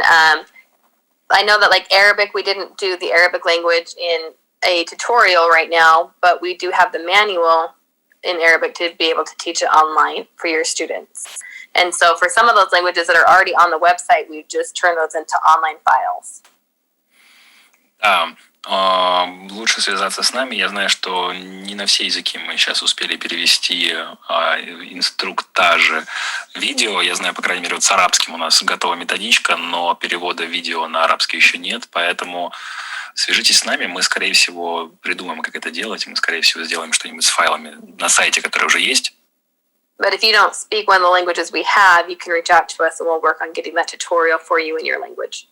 Но если вы столкнулись с ситуацией, что вы не говорите ни на одном из языков, на котором у нас сейчас доступна методичка, на русском она доступна, и инструкторские материалы, они на русском тоже доступны, то можете с нами связаться, и мы попробуем решить эту проблему. But we do have some of those manuals available that are not in tutorials. Но у нас уже доступны методички на многих языках, даже если видео доступно не на всех. They're already ready. И методички уже точно готовы. Okay, so I just want to make sure, because I saw this in the agreement that was put out online. If I don't have that thing or that manual in a language that I want to teach it in, I have to contact Think first to find out what's happening, and before I start translating that, I need to get an agreement signed with Think before I start translating that. Otherwise, I'm breaking trademark or copyright laws, correct? Правильно ли я понимаю, что если ситуация сложилась так, что нету необходимых на моем языке материалов на сайте Think, перед тем, как я могу приступить к самостоятельному переводу этих материалов, мне необходимо связаться с Think, иначе я нарушаю право торговой марки, правильно? Yes, if we don't have your language at all already for any of the materials, you need to reach out to us. Да, если так получилось, что на вашем языке у нас нету материалов совсем, то, пожалуйста, свяжитесь с нами. You have to have an agreement to be able to translate, or you are breaking copyright and trademark. Вам необходимо подписать с нами соглашение, чтобы вы могли это перевести, а иначе, да, вы нарушаете торговую марку и... And this includes manuals, videos, anything that you want to translate, you have to have an agreement with us to translate. И это касается любых материалов, будь то пособие для учащихся, инструкторов, будь то видео. Вам необходимо соглашение, чтобы вы могли приступить к переводу. But we do work with some really amazing translators all over, so if you're missing your language, let us know. Но мы работаем с великолепными переводчиками с самых разных стран и языковых пар, поэтому если у нас нету вашего языка, если он еще не готов, то, пожалуйста, свяжитесь с нами, мы, может, поможем. And then we can see what steps we can do to make that come ready for you. И мы посмотрим, какие шаги мы можем предпринять для того, чтобы у вас появился к этому доступ. Okay, I've got a very interesting question that's come through. I think I know what the answer is, but let me put it through to you, Brandy. Can I teach an online and an offline class at the same time? Интересный вопрос приходит к нам, и я думаю, я знаю ответ, но на всякий случай спрошу у тебя, Брэнди. Можем ли мы одновременно преподавать очный и онлайн-курс совмещенно? Right now, no. На настоящий момент нет. I know some of you are so ambitious and you want to take on in-person and online at the same time. И я знаю, что некоторые из вас очень амбициозны, и вы хотите попробовать себя, преподавая одновременно очный курс и курс онлайн. But once you start teaching online, you're going to see that your focus is right there on your screen with your students. Но когда вы начнете преподавать онлайн, вы поймете, что все ваше внимание, оно сконцентрировано на этом экране, на ваших учениках. They need your attention. They need you just as much as people in person do. И им нужно ваше внимание, и оно им нужно настолько же, насколько оно нужно людям, которые сидят на вашем очном курсе. And there is a different way of teaching online than there is in teaching in person. И поскольку преподавание онлайн немного отличается по формату от преподавания очно, and you got a lot of technical stuff that goes into the online part of it. И ведь в преподавании онлайн вовлечено много технических составляющих. So right now, if you're teaching online, you're teaching online. Поэтому пока на настоящий момент, что если вы преподаете онлайн, то вы преподаете онлайн. If you're teaching in person, you're teaching in person. Если вы преподаете вживую, то вы преподаете вживую. Maybe Monday, Tuesday, Wednesday, you're teaching online. Может быть, понедельник, вторник, среда вы преподаете онлайн. And Friday, Saturday, Sunday, you're teaching in person. А в пятницу, субботу и воскресенье преподаете вживую. But they are two separate classes. Но это два отдельных курса. Okay. I'm going to ask you a very important question, and this is something that I feel people really need to understand and they need to know. Can we record classes? Хорошо, я сейчас спрошу очень важный вопрос. Мне кажется, людям очень важно знать на него ответ, и они очень хотят услышать это. Брэнди, можно ли нам вести запись наших курсов? We are not recording any classes. Мы не будем вести запись курса вообще. You are not recording, and your participants are not recording, and you agree to that with your agreement. Вы не будете вести запись, и ваши участники не будут вести запись, и вы соглашаетесь на это, подписывая наше соглашение. You are going to be teaching your online classes, and they're taking it in the comfort and privacy of their own home. Вы будете преподавать ваши онлайн-курсы, а они будут получать эти знания в безопасной среде и комфорте их собственных домов. And with that comes a lot. И это уже очень много. And so you're not going to record your classes? Поэтому вы не будете вести записи ваших курсов.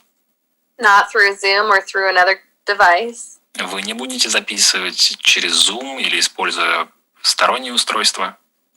I mean, you can't take recorded material from classes and turn it into anything.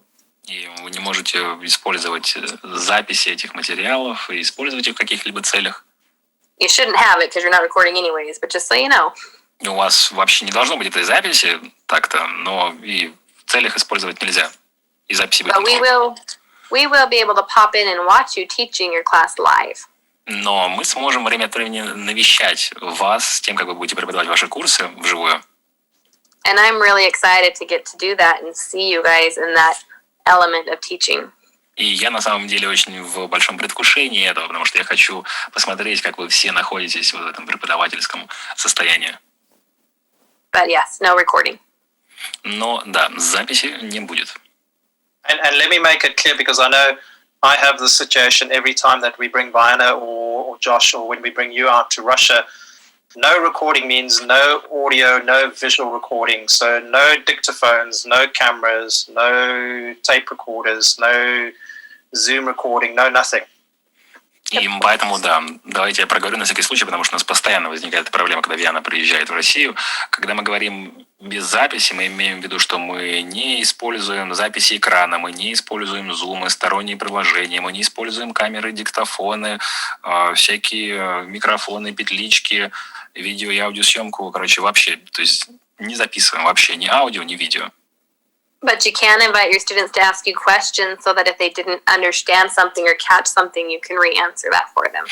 Но вы можете, конечно, просить ваших учеников задавать вам вопросы. Если вдруг они что-то не поняли или не расслышали, то они должны понять материал. Okay.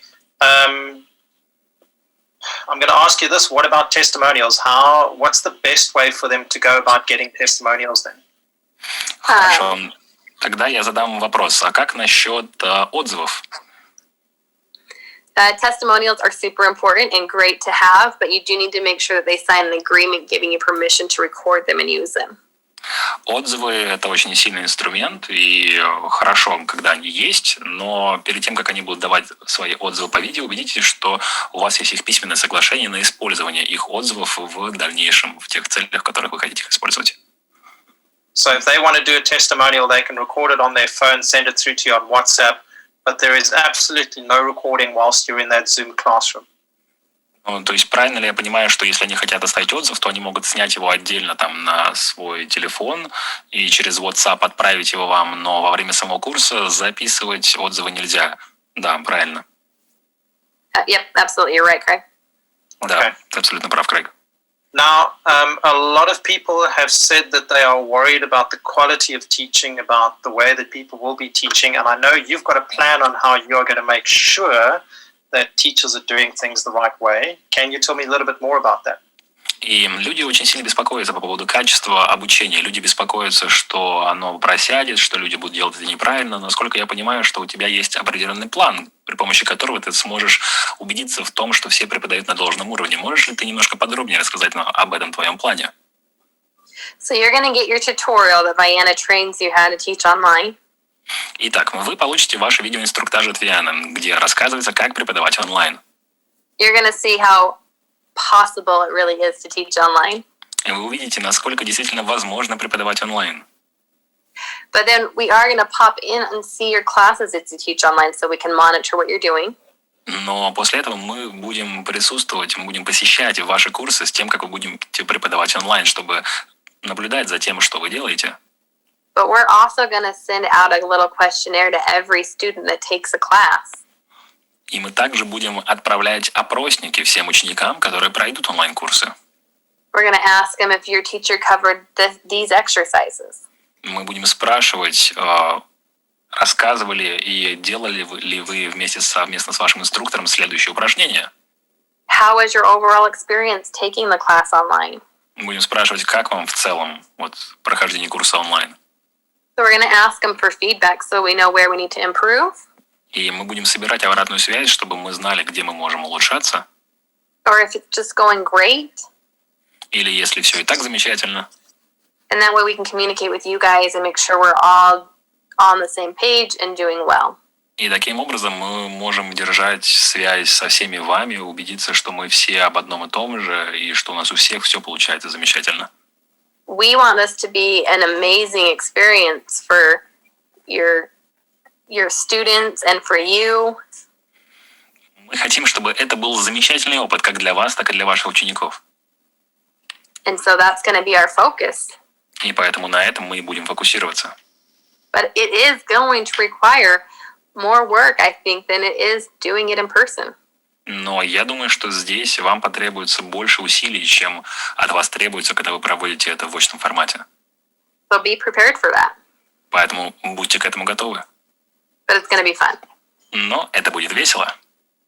So very quickly, can I just clarify who's going to drop in? Is it going to be you? Is it going to be Josh? Is it going to be Vianna? Is it going to be somebody from the office? I know it's not going to be me or Natasha. Итак, я просто хочу убедиться, а кто будет, собственно, приходить посмотреть на вот проведение онлайн-курсов? Это будет ты, это будет Джош, это будет Виана, потому что я точно знаю, что я с Наташей не буду иметь возможность присоединяться к чьим-то курсам. It's going to be all of us. А это мы будем все вместе. And sometimes it might literally be all of us. We might all be on a screen together if we're at the office together. И вполне могут быть ситуации, когда действительно мы все вместе присоединяемся к вашему курсу, вы увидите всех нас в камере, когда мы в офисе все вместе смотрим. With the time change, you guys in Russia will probably get me a lot because I'm the night owl of the family, me and my mom. Но учитывая разницу во времени, скорее всего, вы будете много видеть меня, потому что я у нас сова в семье, я и мама. But it'll be a variety of us. At the headquarters. Not other teachers aren't going to be popping in on you. It is going to be us from the headquarters. Но да, у вас будет возможность, мы будем присутствовать по-разному, то есть разные люди в разное время, но это будут люди из штаб-квартиры, то есть это будут не другие инструктора, это будем мы здесь из штаб-квартиры. So if we have any questions, and I know it's easy for me to get in touch with Think because I speak English, but if any of our guests who do not speak English have any questions, who do they contact? How do they get some responses or some answers about something going on? Итак, а как людям, которые не говорят на английском, связываться с Think? Ведь я понимаю, мне это просто, потому что я владею языком, и мне достаточно легко с вами связываться. А вот если кто-то не знает, как говорить на английском, как они могут до вас достучаться, как они могут от вас получить какие-то ответы? Right now, if you email contact us at thetahealing.com, your emails get sorted and put to the right person. Прямо сейчас, если вы отправите письмо на thetahealing.com, то ваши письма мы все сортируем, и они попадут человеку, который сможет на него ответить. And those of you that are going to be online teachers, when you get your tutorial, а для тех из вас, кто будет онлайн-преподавателями, онлайн-инструкторами, как только вы получите ваш видеоинструктаж, at the bottom you can choose, yes, I completed, but I have questions. В конце того же письма у вас будет возможность выбрать опцию, что да, я видео просмотрел, но остались вопросы. And then you can put your question there in your language. И затем вы сможете вбить туда ваш вопрос на вашем языке. And we're going to take all of those and get them answered for you. И мы проработаем все из них и на все из них ответим. Whether we do another video or type up an answer for you, we want to make sure you get your answers. Будь то ответ в виде еще одного видео, которое мы выпустим с прояснениями, или просто в письменной форме ответим вам лично, но так или иначе мы постараемся ответить на все ваши вопросы. And questions are a great way for us to learn. Ведь вопросы, которые вы задаете, это замечательный способ, при помощи которого мы учимся. Okay, so you've busy sorting out basic and you are going to be releasing advanced and dig deeper soon. Are there any other courses at this stage that are being planned for online?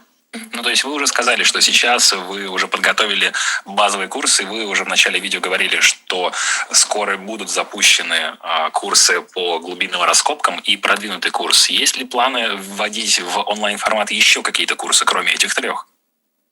At this stage, we're just starting with basic, advanced, and dig deeper. На этой стадии мы пока рассматриваем только базовые, продвинутые глубинные раскопки. Мы с этого, по крайней мере, начнем. We'll get the feedback and really monitor and see how these classes go first. Мы соберем обратную связь, посмотрим, как это пойдет. But by the time your students finish taking a basic, advanced, dig deeper online, they're going to want to go take a class in person. Но к тому времени, как ваши ученики уже пройдут базовые, продвинутые и глубинные раскопки онлайн, то они уже должны хотеть пойти и пройти очный курс. In fact, I think a lot of them are going to want to, after they take a basic online, want to attend a class in person. Я на самом деле думаю, что многие из них захотят научный курс после даже базового курса. Technology is amazing, and I am so grateful for it. Технология великолепна. Я благодарна за то, что она у нас есть. But nothing can replace that human interaction. Но ничто не сможет заменить это человеческое взаимодействие, когда живое взаимодействие с людьми. That in-person interaction. Это живое взаимодействие с людьми. We can feel connected through these devices, and we can learn a lot. И мы можем чувствовать связь через эти устройства, и мы можем многому научиться. But our cells still talk to cells, and we still need to see each other. Но наши клетки все еще общаются друг с другом, и нам все еще необходимо видеть друг друга. So this is a great start to be able to reach all those that have been waiting. Но это великолепная возможность, чтобы мы могли предоставить всем тем, кто так долго ждал, возможность этому научиться. But I really think your in-person classes are going to grow from this. Но я думаю, что ваши очные курсы только выигрывают от этого. So, Brandy, once I've done the online class for basic, I can go and attend an offline class for advanced, correct? I don't need to do any kind of conversions or anything like that. Итак, Брэнди, правильно я понимаю, что когда я закончил свой базовый курс онлайн, я могу идти дальше на очные продвинутые, мне не нужно там ничего конвертировать? Yep, they'll be able just to join right on in. Да, вы сможете просто прямо присоединиться. So, a You basic. still cover, so when they take a basic class and they learn a muscle testing standing up, Ну, то есть вы все те же предметы проходите, поэтому вы все еще делаете мускульное тестирование, то, что вы мускульное тестирование проводите стоя только. you're still covering in the advanced or the dig deeper, manifesting. You remind them how to muscle test in all those classes. И когда вы проходите продвинутые курсы и глубинные раскопки, вы там также проходите мускульное тестирование. Вы, если оно будет проходить очно, просто показываете им, как это будет проходить не только So they'll стоя. still get plenty of practice both ways. Поэтому так или иначе у них все равно будет полно возможностей попрактиковаться. Okay. Now I've got a couple more questions before I'm going to hand it over to Natasha because she's got some questions that have come through on the chat.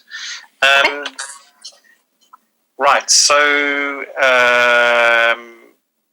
we've answered that one. The Russian information is busy being loaded up onto the site, so that should be there. Okay, so about the advertising. People can still advertise their theater healing classes the way that they normally advertise them, but should they be advertising theater healing with other modalities, or should they be keeping them separate? Так, у нас будет еще несколько вопросов, и перед тем, как я передам слово Наталье, которая сможет задать несколько вопросиков из чатика, я сейчас пройдусь. Так, нет, на это мы уже ответили. Так, это понятно, материалы будут загружены онлайн. Так, я хотел бы спросить, можем ли мы рекламировать онлайн-курсы, как и прежде, или есть какие-то ограничения, например, если мы будем их рекламировать совместно с какими-то другими учениями. Необходимо ли нам держать эту рекламу раздельно, или можем мы рекламировать их вместе? So when you do an advertising, you do want to make sure that you keep things separate. Итак, когда вы рекламируете, вы хотите убедиться, что вы рекламируете это отдельно. And what I mean by that is if you have a flyer И and you do theta healing and you do, let's say, Reiki. под этим я имею в виду следующее. Допустим, вы преподаете рейки и тета-хилинг, и, допустим, у вас есть, скажем, листовка. On one side of your flyer, you could have it all about theta healing. На одной стороне этой листовки вы можете расписать полностью про ваш тета-хилинг, And on the other side, it could be all about Reiki. а на второй стороне флайера вы можете расписать все про рейки. Or you can have two separate flyers. Или вы можете сделать две разных листовки. But once you start combining a lot of information onto one flyer, Но как только вы как только вы начинаете комбинировать большое количество разной информации в едином пространстве, it gets really confusing for someone to know, is this theta healing, is this Reiki, is this mixed?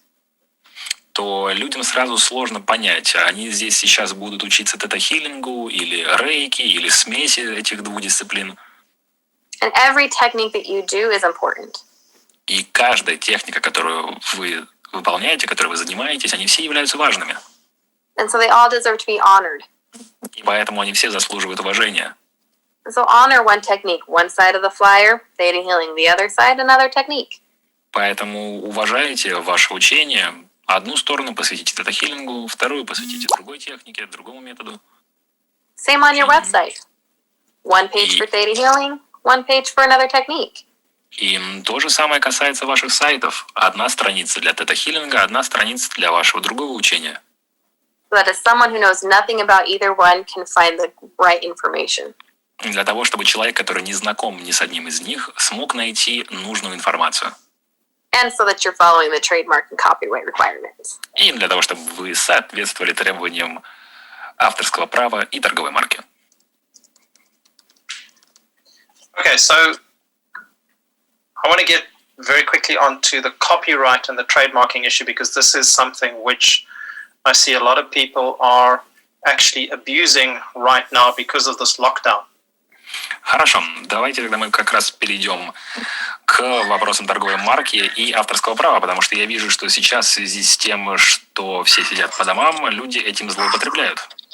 If a person is authorized to teach the basic DNA practitioners class online, they can only teach that content. They can't teach something else. Правильно ли я понимаю, что если у человека есть разрешение, необходимая сертификация для преподавания базового курса тета-хилинг онлайн, то он может преподавать только базовый курс, а не что-то еще? Because I see a lot of what they call authors courses. Потому что я вижу многое из того, что у нас здесь называется авторские курсы, which include theta healing techniques, or how to become a theta healing specialist, or how to do 176 hours on theta healing, or how to become a theta healing master. потому что я вижу много вот этих авторских курсов по поводу того, как овладеть техниками тета-хилинга или как там сделать 176 часов тета-хилинга или как стать мастером тета-хилинга и так далее и тому подобное. Is my understanding correct that unless you have approval and you have authorization in writing from Think, you are not allowed to use the theta healing technique or any of the stuff, the content from theta healing in your own author's classes? Правильно ли я понимаю, что за исключением тех случаев, когда у вас есть письменное разрешение от Think на использование этих материалов, вы не можете использовать материалы и содержание курсов Think в своих собственных авторских курсах? So I think what happens is that we don't always understand what copyright and trademark means. Я думаю, что мы не всегда правильно понимаем, что we have именно really означает great ideas. торговая марка и авторское право. We have really great ideas, and so we just act on these ideas before we check anything.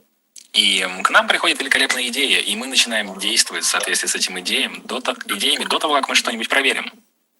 But with the theta healing technique, you are supposed to honor that. Но с техникой и методом тета-хилинга вам нужно уважать торговую So марку и авторское право. your license agreement as a practitioner or an instructor gave you permission to use the term theta healing. И поэтому ваше лицензионное соглашение практика, лицензионное соглашение инструктора дает вам право использовать термин тета-хилинг. Talk about theta healing. Teach theta healing if you're a teacher.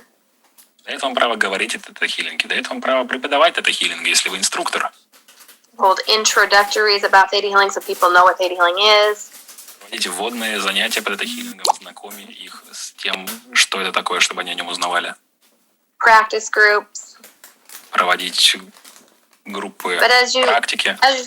as you learn and grow as a person, you learn a lot of information. Но с тем, как вы растете и развиваетесь как человек, вы узнаете много информации. And you get excited because you have all this new information and you want to share it. И вы радуетесь, потому что вы получаете всю эту новую информацию, вы хотите ей поделиться.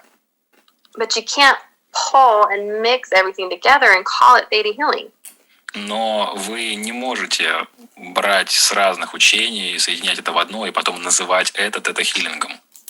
And if what you've learned, if a technique that you have learned requires that you know theta healing to do it, Если же техника, которую вы овладели, если же для исполнения техники, которую вы овладели, вам нужно знать тета-хиллинг, if you've created a new seminar or a new class that involves theta healing in it, you have to have permission to do that. если вы создали новый курс или новый семинар, в который нужно включать прям вот элементы тета-хиллинга, то вам нужно дать нам знать. I can't create a new flavor of Coca-Cola and start selling it as Brandy's pineapple Coca-Cola.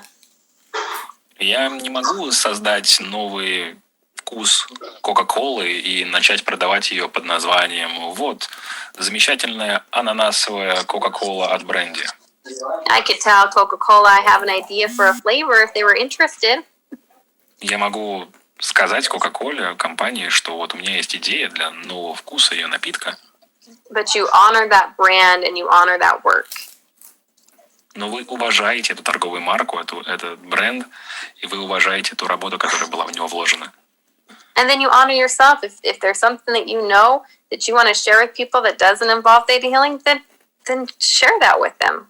И вы уважаете ту работу, которую вы сами делаете, и уважаете себя. И поэтому, если вы хотите делиться знаниями, которые не являются тета-хиллингом, то, пожалуйста, делитесь ими. But don't market it as theta healing if it's not theta healing. Но не нужно рекламировать это как тета-хиллинг, если это не тета-хиллинг. And I have had the luxury of being able to watch our teachers since it started 20 years. И у меня было преимущество и была возможность наблюдать за нашими инструкторами на протяжении 20, да вот с самого начала практически. And I have watched, sorry, my children are in the background. I have watched those teachers that really honor the technique, and they teach theta healing. They still teach other techniques. They still have some of their own stuff. И я видела многих учителей, так, сейчас, извините, дети шумят у меня на заднем фоне, но я видела учителей, которые преподают тета-хиллинг, которые преподают другие учения и которые уважают каждое из этих учений. But those ones that honor that are the ones that you see just doing so amazing with the work. Но те, которые и уважают эти учения, это именно те учителя, у которых получается самая крутая работа. And so it's really important that you honor the techniques that you know and honor yourself as well. Поэтому очень важно, чтобы вы уважали те учения, эти техники, которыми вы владеете, а также уважали себя. People get more upset when they see you taking bits and pieces and mixing it together and causing confusion than they do wanting to check it out. И люди понимают, когда вы понабрали кусочков отовсюду, и это больше их запутывает, чем что-либо то ни было еще. But when it's clear, they know where to go. Но когда все ясно и понятно, они знают, куда им идти. Does that cover that, Craig? Да, отвечать на этот вопрос, Крейг. Да, это был хороший вопрос. Да, Брэнди, я хотела бы дополнить. Вернее... Wait. I'm going to pass it on to Natasha so that she can ask you some of the questions that have come through on the chat that I haven't been able to ask you. But Brandy, thank you very much for your time. I'm going to give it over to Natasha. И сейчас, да, все замечательно. Я сейчас передам слово Наталье, чтобы она могла задать те вопросы в чате, которые я не мог тебе задать. Поэтому все, передаю слово Наташе. Спасибо, Крэг. У меня вопрос в продолжении. Брэнди, если возможно ли, чтобы люди вели тета-клубы онлайн, то есть это поддерживающие клубные встречи для тета-хиллеров онлайн, и это бы называлось тета-клуб онлайн? Brandy, I have a follow-up question to what Craig was just asking about. Is it possible for people to lead theater clubs online? So clubs where they would aim to support theater practitioners and call them like an online theater club? So to do an online club, you wouldn't call it an online theta club. Ну, чтобы вести онлайн-клуб, его не нужно называть онлайн-тета-клуб. Anything that is specifically directed towards theta healers would come from theta healing headquarters. Все клубы, которые были бы нацелены конкретно на тета-хиллеров, на тета-практиков, они бы исходили из штаб-квартиры Think. And as we've learned more about the trademark ourselves, we've learned more of what you can and can't do. И с тем, как мы сами узнаем все больше и больше о том, как можно и нельзя использовать торговые марки, мы узнаем о том, что можно и нельзя делать. You know, years and years ago, we didn't understand trademark, and so we were creating groups everywhere. И знаете, много лет назад мы еще не понимали, как работают торговые марки, и поэтому мы создавали группы повсюду. But then we started to understand what a trademark means, and it's a brand that you're protecting. Но затем мы начали понимать, что такое торговая марка и что это бренд, который мы защищаем. It's a brand with value so that people know who you are and can trust it. Это бренд с определенной ценностью, чтобы люди могли знать, кто вы, и чтобы люди могли вам доверять. And so we do ask that when you're creating these groups that you don't gear them towards theta healing specifically. И поэтому мы просим, когда вы создаете подобные группы поддержки, чтобы вы не затачивали их исключительно под тета-хиллинг. Because you're more than just theta healing. Потому что вы же больше, чем просто один тета-хиллинг. Theta healing is a technique that you do, and it's amazing. Тета-хиллинг – это техника, которой вы владеете, и это великолепно. And I'm so grateful to have you guys as teachers and practitioners. И я очень благодарна, что у нас есть вы, как инструктора и практики. But when you have theta healing in the name of anything, that means you cannot do anything other than theta healing. Но когда вы называете что-то тета-хиллингом, то это означает, что вы не можете там делать ничего, кроме тета-хиллинга. If you want to create a group to help healers, create a group with a unique name for all healers. И если вы хотите создать группу поддержки, где вы будете помогать целителям, то создайте группу с уникальным названием для всех целителей. And then you can talk to them about things that you do that work for you, of all variations. И затем вы можете делиться ими тем, что помогает вам, что работает в вашем случае, и всеми разными вариантами. And that keeps you so that you're not violating the trademark. И это позволяет вам не нарушать торговую марку. It keeps you so you can keep growing. Это позволяет вам продолжать расти. You know, we tell you to choose a unique business name and really brand yourself. И знаете, мы вам советуем и говорим, выбирать уникальное бизнес-название и действительно брендировать самих себя. Because we don't want you to be limited. Потому что мы не хотим, чтобы вы были ограничены. We want you to be a theta healing practitioner and anything else that you want to be. Мы хотим, чтобы вы были как тета-практиком, так и чем угодно, чем вы еще хотите быть. And so I think that a lot of people just don't understand that when they have the word theta healing, that's all that they can do. И мне кажется, что многие люди не понимают, что когда они включают название тета-хиллинг, то это ограничивает то, что они могут делать только тета-хиллингом. And so I think that's where a lot of the confusion comes in. But for creating groups and everything, create things for you to grow your own business with. И мне кажется, именно отсюда идет недопонимание, и люди путаются. Но когда вы создаете что-то для себя, создайте собственный бренд, при помощи которого вы сможете развивать свой собственный бизнес. Theta healing is a technique that's part of your business, but your business is more. Тета-хиллинг – это техника, которая может быть частью вашего бизнеса, но ваш бизнес должен быть большим, чем просто это. And then that way we can make sure that people are getting the right information and not being misled. И таким образом мы можем убедиться, что люди получают правильную информацию и что их не вводят в заблуждение. Бренди, спасибо, но я все-таки хотела уточнить, потому что вопрос из чата. Если человек ведет свои собственные курсы, но включает в эти курсы техники из тета-хиллинга и говорит, вот эта техника из тета-хиллинга, вот это возможно? Brandy, I just wanted to clarify because people in the chat continue to ask if a person is doing their own course, their own personal course, and if within their personal course they are teaching a technique that is taught in theta healing, and they're saying that, okay, now we're teaching like this technique that we're showing you here, this technique comes from theta healing. Is that okay? That would be something they would have to get permission from because they are taking the theta healing technique and adding it to their class. Это как раз тот случай, когда им необходимо получить разрешение от тета-хиллинга, потому что, получается, они берут технику из тета-хиллинга и добавляют ее в свой собственный курс. And so, anytime you're using another technique in your class, you would have to have that approved before you actually move forward. И поэтому каждый раз, когда вы используете эту технику во время вашего курса, вам нужно будет ее подтвердить и согласовать с Think перед тем, как вы сможете двигаться дальше. And I know that we're still educating people on all of this, you know. И я знаю, мы все еще рассказываем людям об этом и образовываем их на эту тему. So we reach out to those as we see them come in, and we know that we still have some that we've got to reach out to. И мы стараемся связываться с людьми, когда мы видим, что такое происходит. И мы знаем, что еще есть некоторые люди, с которыми нам еще предстоит связаться по этому поводу.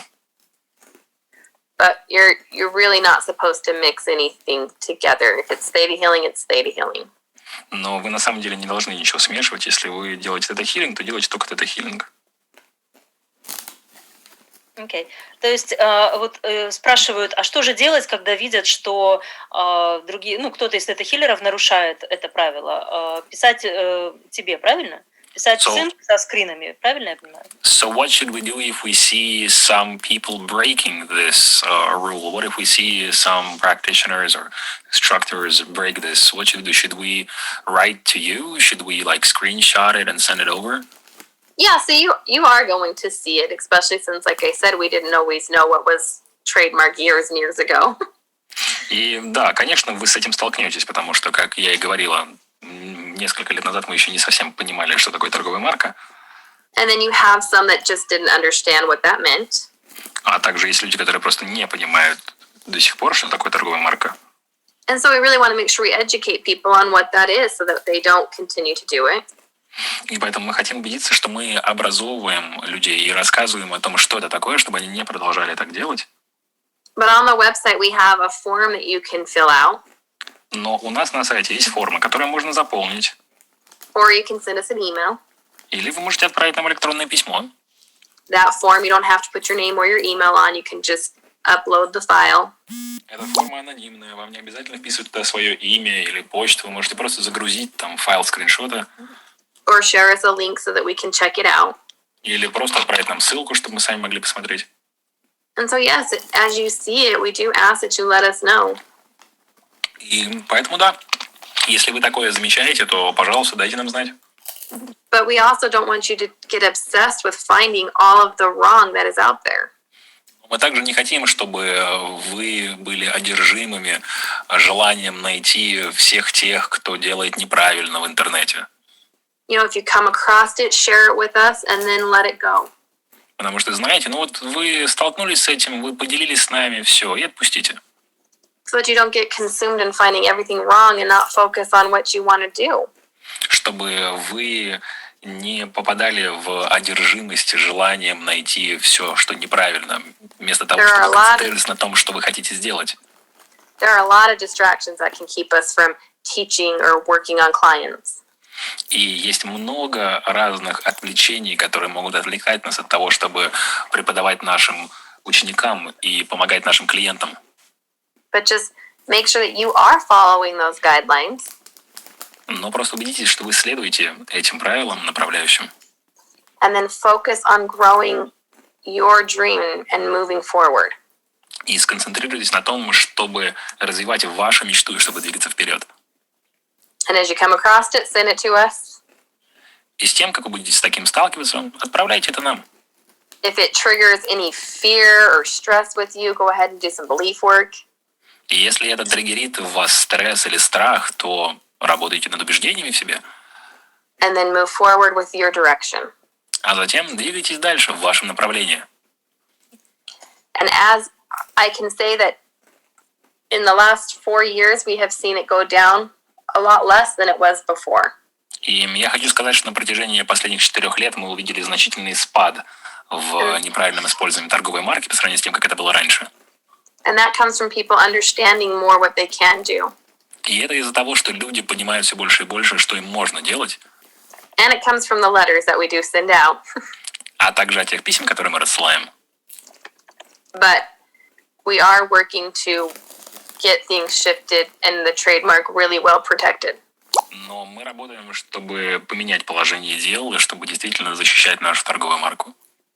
It already is. We work with some pretty amazing attorneys around the world. Она на самом деле достаточно хорошо защищена. У нас замечательные юристы по всему свету. but we'll reach out to them and work on getting things shifted. We just don't want you to be caught up in only that one moment. Но мы, конечно, свяжемся с ними и попросим их исправить эту ситуацию, но мы просто не хотим, чтобы вы застревали вот на этом моменте.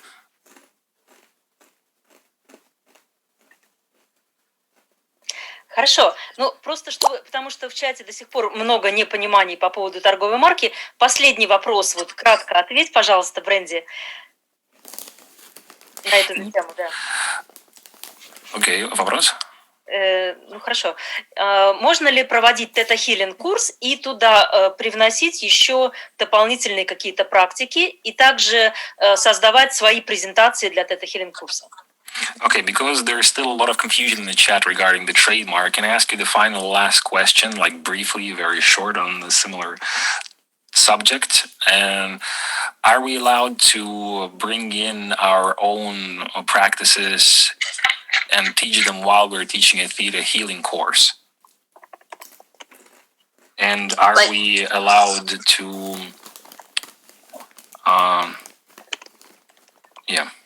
are we allowed to bring additional practices into our theta healing course?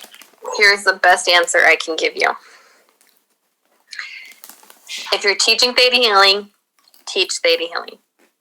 Я вам могу дать самый лучший совет. Это если вы преподаете тета-хилинг, то преподавайте тета-хилинг. A theta healing course basic is 3 days.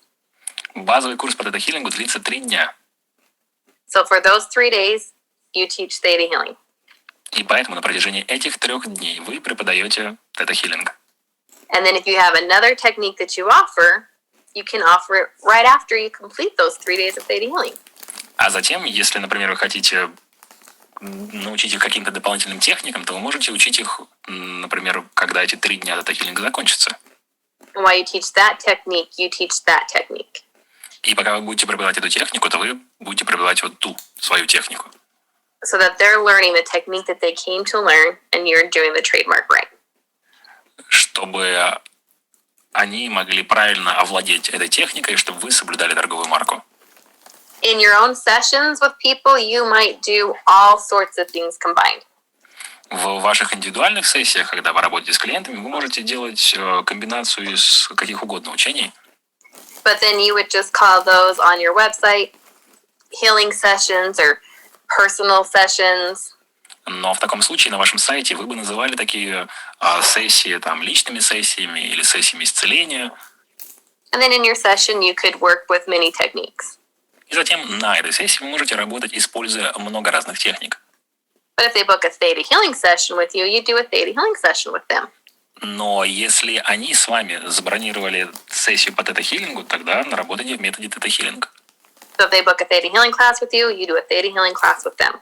И если они пришли к вам на курс по тета-хилингу, то вы преподаете их именно тета-хилингу. And I know that there is a lot that goes into a trademark. И я знаю, что торговая марка в это многое вкладывается. And a copyright, and building a website, and a business. I get that. И там в авторское право, в построении этого бизнеса. Я понимаю, там много работы. So what I always say is, when in doubt, ask. И поэтому я говорю, всегда, когда у вас есть сомнения, спрашивайте. If you're not sure if that is trademark or not, write us, and we will let you know. Если вы не уверены, попадает ли это под торговую марку или нет, то напишите нам, и мы проясним, мы этот вопрос проясним. And you can write in your language. We work with translators. И помните, вы можете написать нам на вашем языке, потому что мы же работаем с переводчиками. And we're going to be doing a lot more interaction videos with our teachers to support you guys. И мы будем еще взаимодействовать по видео с нашими инструкторами для того, чтобы продолжать поддерживать вас. So if you see somebody and you think they're not doing it right, Поэтому, если вдруг вы замечаете кого-то, и вы видите, что вот, мне кажется, он где-то косячит, you can let us know. то вы можете дать нам знать. And if you think, is this right? Can I do this? Или если вы сомневаетесь, а правильно ли это, и можно ли мне так делать, Ask and find out. то спросите и узнайте. Хорошо, я думаю, достаточно уже про торговую марку, потому что об этом можно говорить бесконечно.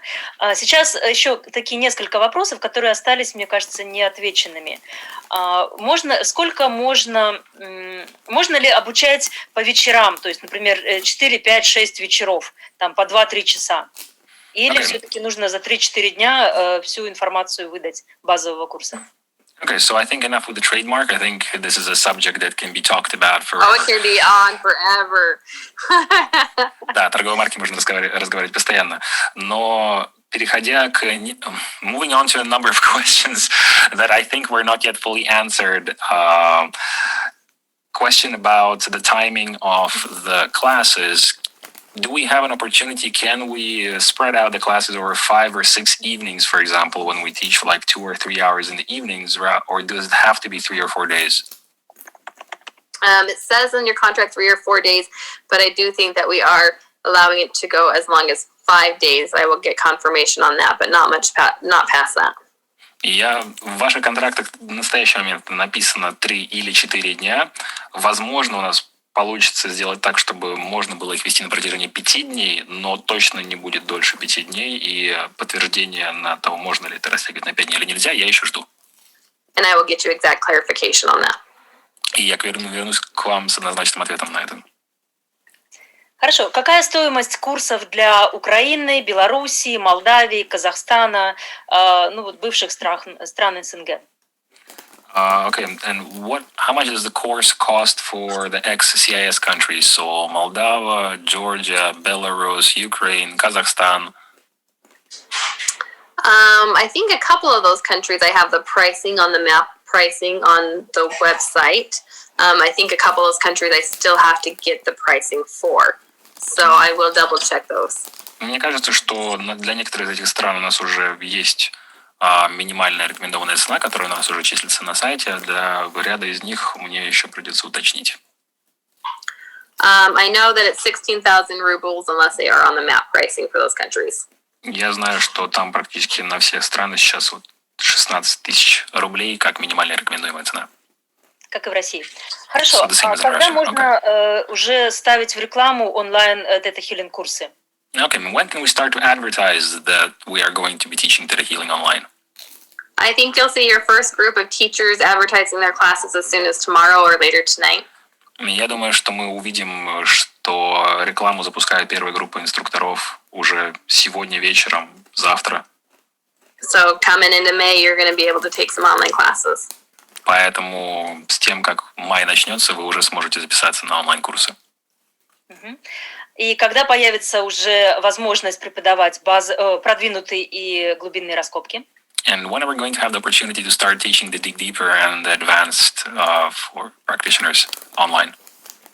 Advanced practitioners we are recording right now this week.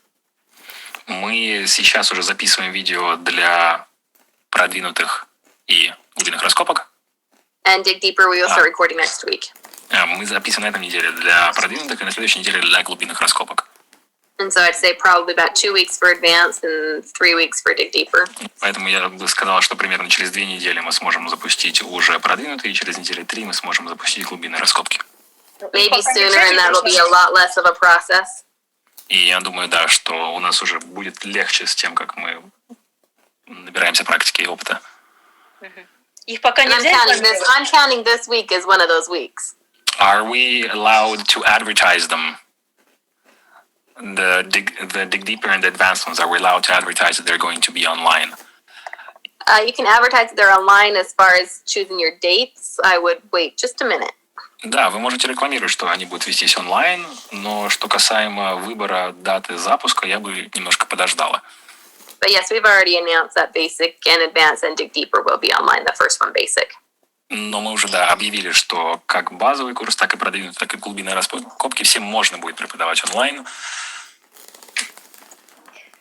Хорошо. И еще по поводу спрашивали, если, например, кто-то преподаватель ведет курсы сейчас, например, в мае, а потом делает перерыв, все равно нужно будет платить $20 за Zoom? Или можно потом заплатить в июле, например, когда опять будет группа?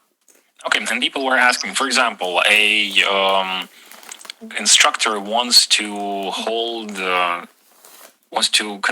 teach a course in May for basic online, and then he wants to take a break, let's say for June, and then resume teaching the next group, the next course in July. Will he have to keep paying the Zoom fee, or will he be able to avoid, like, he pays in May and then he doesn't pay in June and then he resumes it back in July? Is there any mechanism for that? Once your Zoom account is paused, your ability to create a class online will be paused.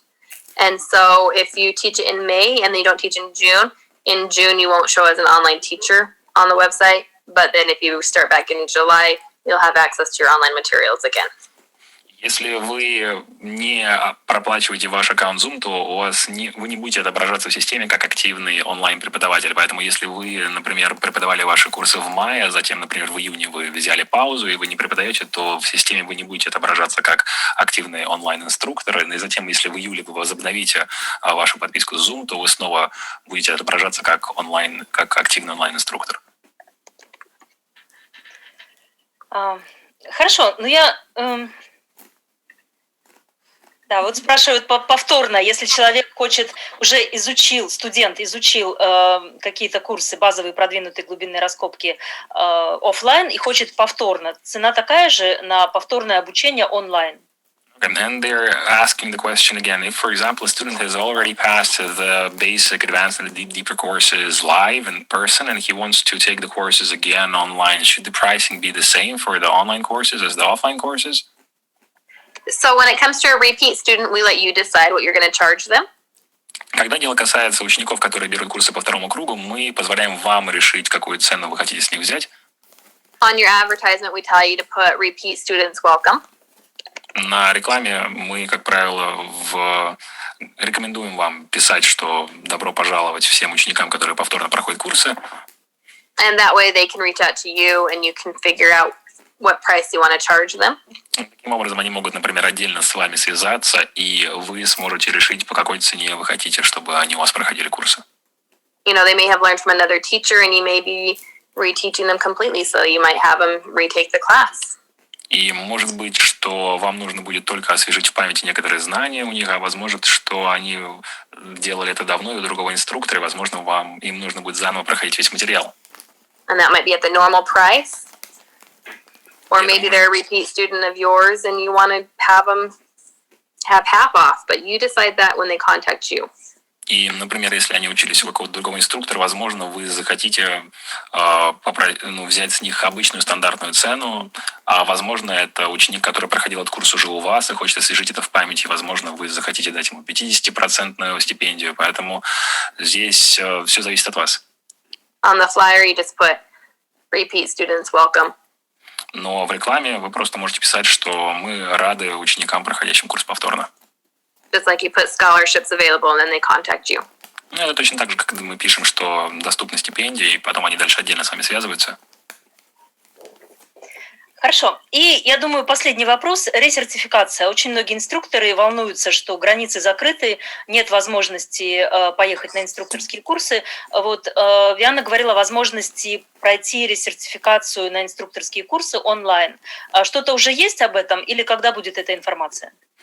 And I think the final question for today is recertification. So a lot of the instructors are concerned with the fact that the borders are closed and we can't get around. And do we have any information on regarding when is that going to be available, or when are we going to have information regarding the online recertification?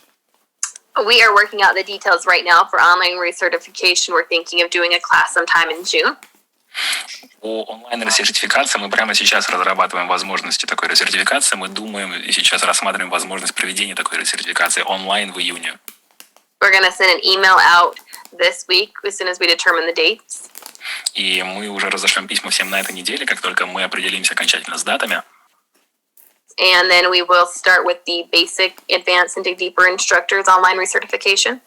И мы начнем с базовых, продвинутых и глубинных курсов базовой, продвинутой глубинной раскопки с переподтверждением сертификации. And those dates that are taken there will count towards, people who are a master in science. И те даты, в которые они их пройдут, они будут считаться даже для тех людей, у кого есть сертификат науки. But we are working out all those details and we'll be sending that out to you very shortly. но мы еще дорабатываем последние детали, и как только они будут готовы, мы их обязательно вам отправим. Всем. И вот чтобы еще вот было понятно, люди сегодня, например, или уже оплатили за онлайн за возможность обучать онлайн, за базовый курс. А дальше, когда им придут уже ответы и материалы, и когда они уже могут иметь доступ в Zoom? And lastly, because not everybody was clear with this earlier on, some people have already paid for their online courses and they've already given in their contracts. When are they to expect to receive the accesses to Zoom and to the online materials, and when will they be able to start to teach? The first batch of them we do have back, we've confirmed the contract. So today we'll be sending out tutorials to the first batch that have already done their contracts. And then as soon as you complete that, the girls will mark you as a teacher online. So you should be able to complete that today, early your guys' morning, so that later on tonight we can mark you as an instructor and as soon as tomorrow morning. И у нас первые люди, которые уже подали, уже оплатили, мы закончим их обрабатывать уже сегодня, и поэтому к вам уже должны прилететь обратно контракты в течение нашего сегодняшнего дня, то есть рано утром у вас, и вы сможете их заполнить, отправить нам, и завтра к вечеру вы в системе уже будете числиться как онлайн-инструктор. I'm at my house right now, and as soon as we hang up, I'm heading to the office and to work with the girls to get it all out there today. И прямо сейчас я нахожусь дома, и как только мы закончим этот разговор, то я поеду в офис для того, чтобы разобраться и обработать все эти запросы сегодня. But I know it's getting kind of late at night for some of you, so you might watch it tonight and you might watch it early in your morning.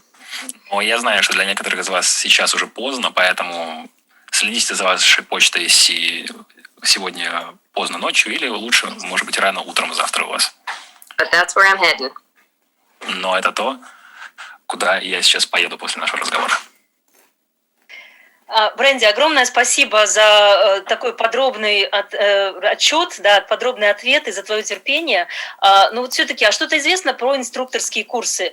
Когда будут следующие? Вот то, что будет в Турции, в Швейцарии, они состоятся или еще под вопросом? Brandy, thank you very much for your detailed responses today, but we still are all very interested and want to know what is happening with the instructors courses, what is going to happen with Turkey, with Switzerland. We've rescheduled Turkey for July and we've rescheduled Switzerland for August, and at the moment we're planning on that. В настоящий момент мы спланировали курсы инструкторские провести в Турции в июле, в Швейцарии в августе, и на настоящий момент мы планируем их проводить. Yeah, we need a little bit of time to get back into the normal, and I think come July we're going to be getting a lot closer. I think we're going to be able to do those. И нам нужно еще пара месяцев, чтобы вернуться обратно к тому, что когда-то было нормальным. Я думаю, что уже к июлю мы уже сможем быть ближе к этому состоянию. Бренди, огромное спасибо. Craig, your turn. Brandy, thank you very much, and I'm passing the word to Craig. Okay, let me see. Am I still online? Yes, fantastic. Brandy, thank you very much for your time. Так, я все еще на связи. Ура, меня слышно и видно. Так, Бренди, огромное вам спасибо за ваше время. Oh, thank you guys for your time, and I like listening to the Russian speaking. It's so beautiful. О, спасибо вам за ваше время. Мне так нравится слушать эту русскую речь, когда меня переводят. Это так прекрасно. I know we still have a lot of questions, and we're going to work to get them answered for you, but just breathe and know that you can do this, and you guys are amazing. Я знаю, что у нас еще много вопросов, на которые мы не ответили, но мы сделаем все для вас, чтобы на них ответить. Но пока просто дышите и знайте, что у вас есть все для того, чтобы у вас все получилось, и вы просто великолепны.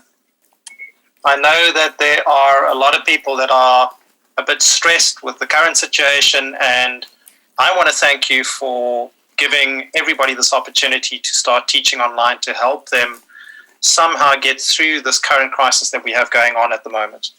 Я знаю, что многие люди сейчас находятся в стрессе из-за всего того, что происходит вокруг, и я хочу поблагодарить вас за то, что вы предоставляете такую возможность людям преподавать онлайн, чтобы они могли пережить эту, кому-то, может быть, это поможет пережить эту серьезную, сложную ситуацию, в которой они оказались. And I want to remind everybody that things will get better. И я хотел бы всем напомнить, что все будет улучшаться, все будет хорошо. They will. And we're all in this together. And really, as soon as this started happening, you guys were Vianna's first concern. She went up and asked Creator, and you guys have been all of our concerns. So thank you for your patience, and we're really excited. Да, ну, конечно, все действительно будет хорошо. И действительно, вот Виана больше всего переживает и беспокоится о вас, о инструкторах, о практиках. Поэтому, как только это все началось, Виана сразу поднялась вверх и узнавала, что нужно для этого сделать. Поэтому большое спасибо, что сегодня с нами, и что вы так терпеливы. Princess, do you want to say something before we finish? When you find out it's more work to teach online, just know I did tell you that. Но когда вы обнаружите, что пребывать онлайн не так просто и что для этого требуется много усилий, помните, я вам об этом говорила. It will be fun, but it is going to be a little more work. Это будет весело, но это потребует немного больше работы. В чате очень много благодарностей, спасибо, сердечек, спасибо огромное за терпение, за такие подробные ответы. Мы сегодня, я думаю, что осветили большинство вопросов, которые многие искали ответа. И спасибо огромное и Даниил за чудесный перевод, тоже в чате очень много благодарностей. Крэг тоже за детальную организацию всего этого. И, конечно же, Бренди. И я думаю, пора прощаться. Если у вас будут вопросы, пишите еще. И если накопится большое количество вопросов, мы, конечно же, организуем еще такой вебинар. And thank you very much. In the chat, we have a lot of people writing down gratitude. They're writing down, thank you for bringing this time.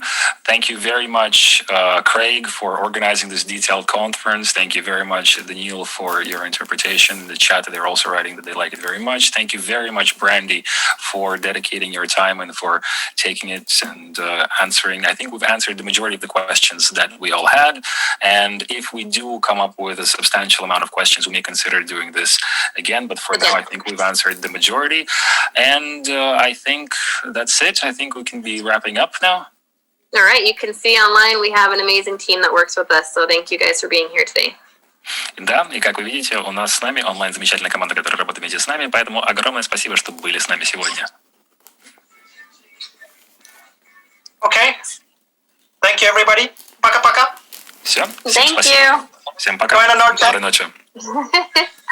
Bye. Bye. Good night. Take care.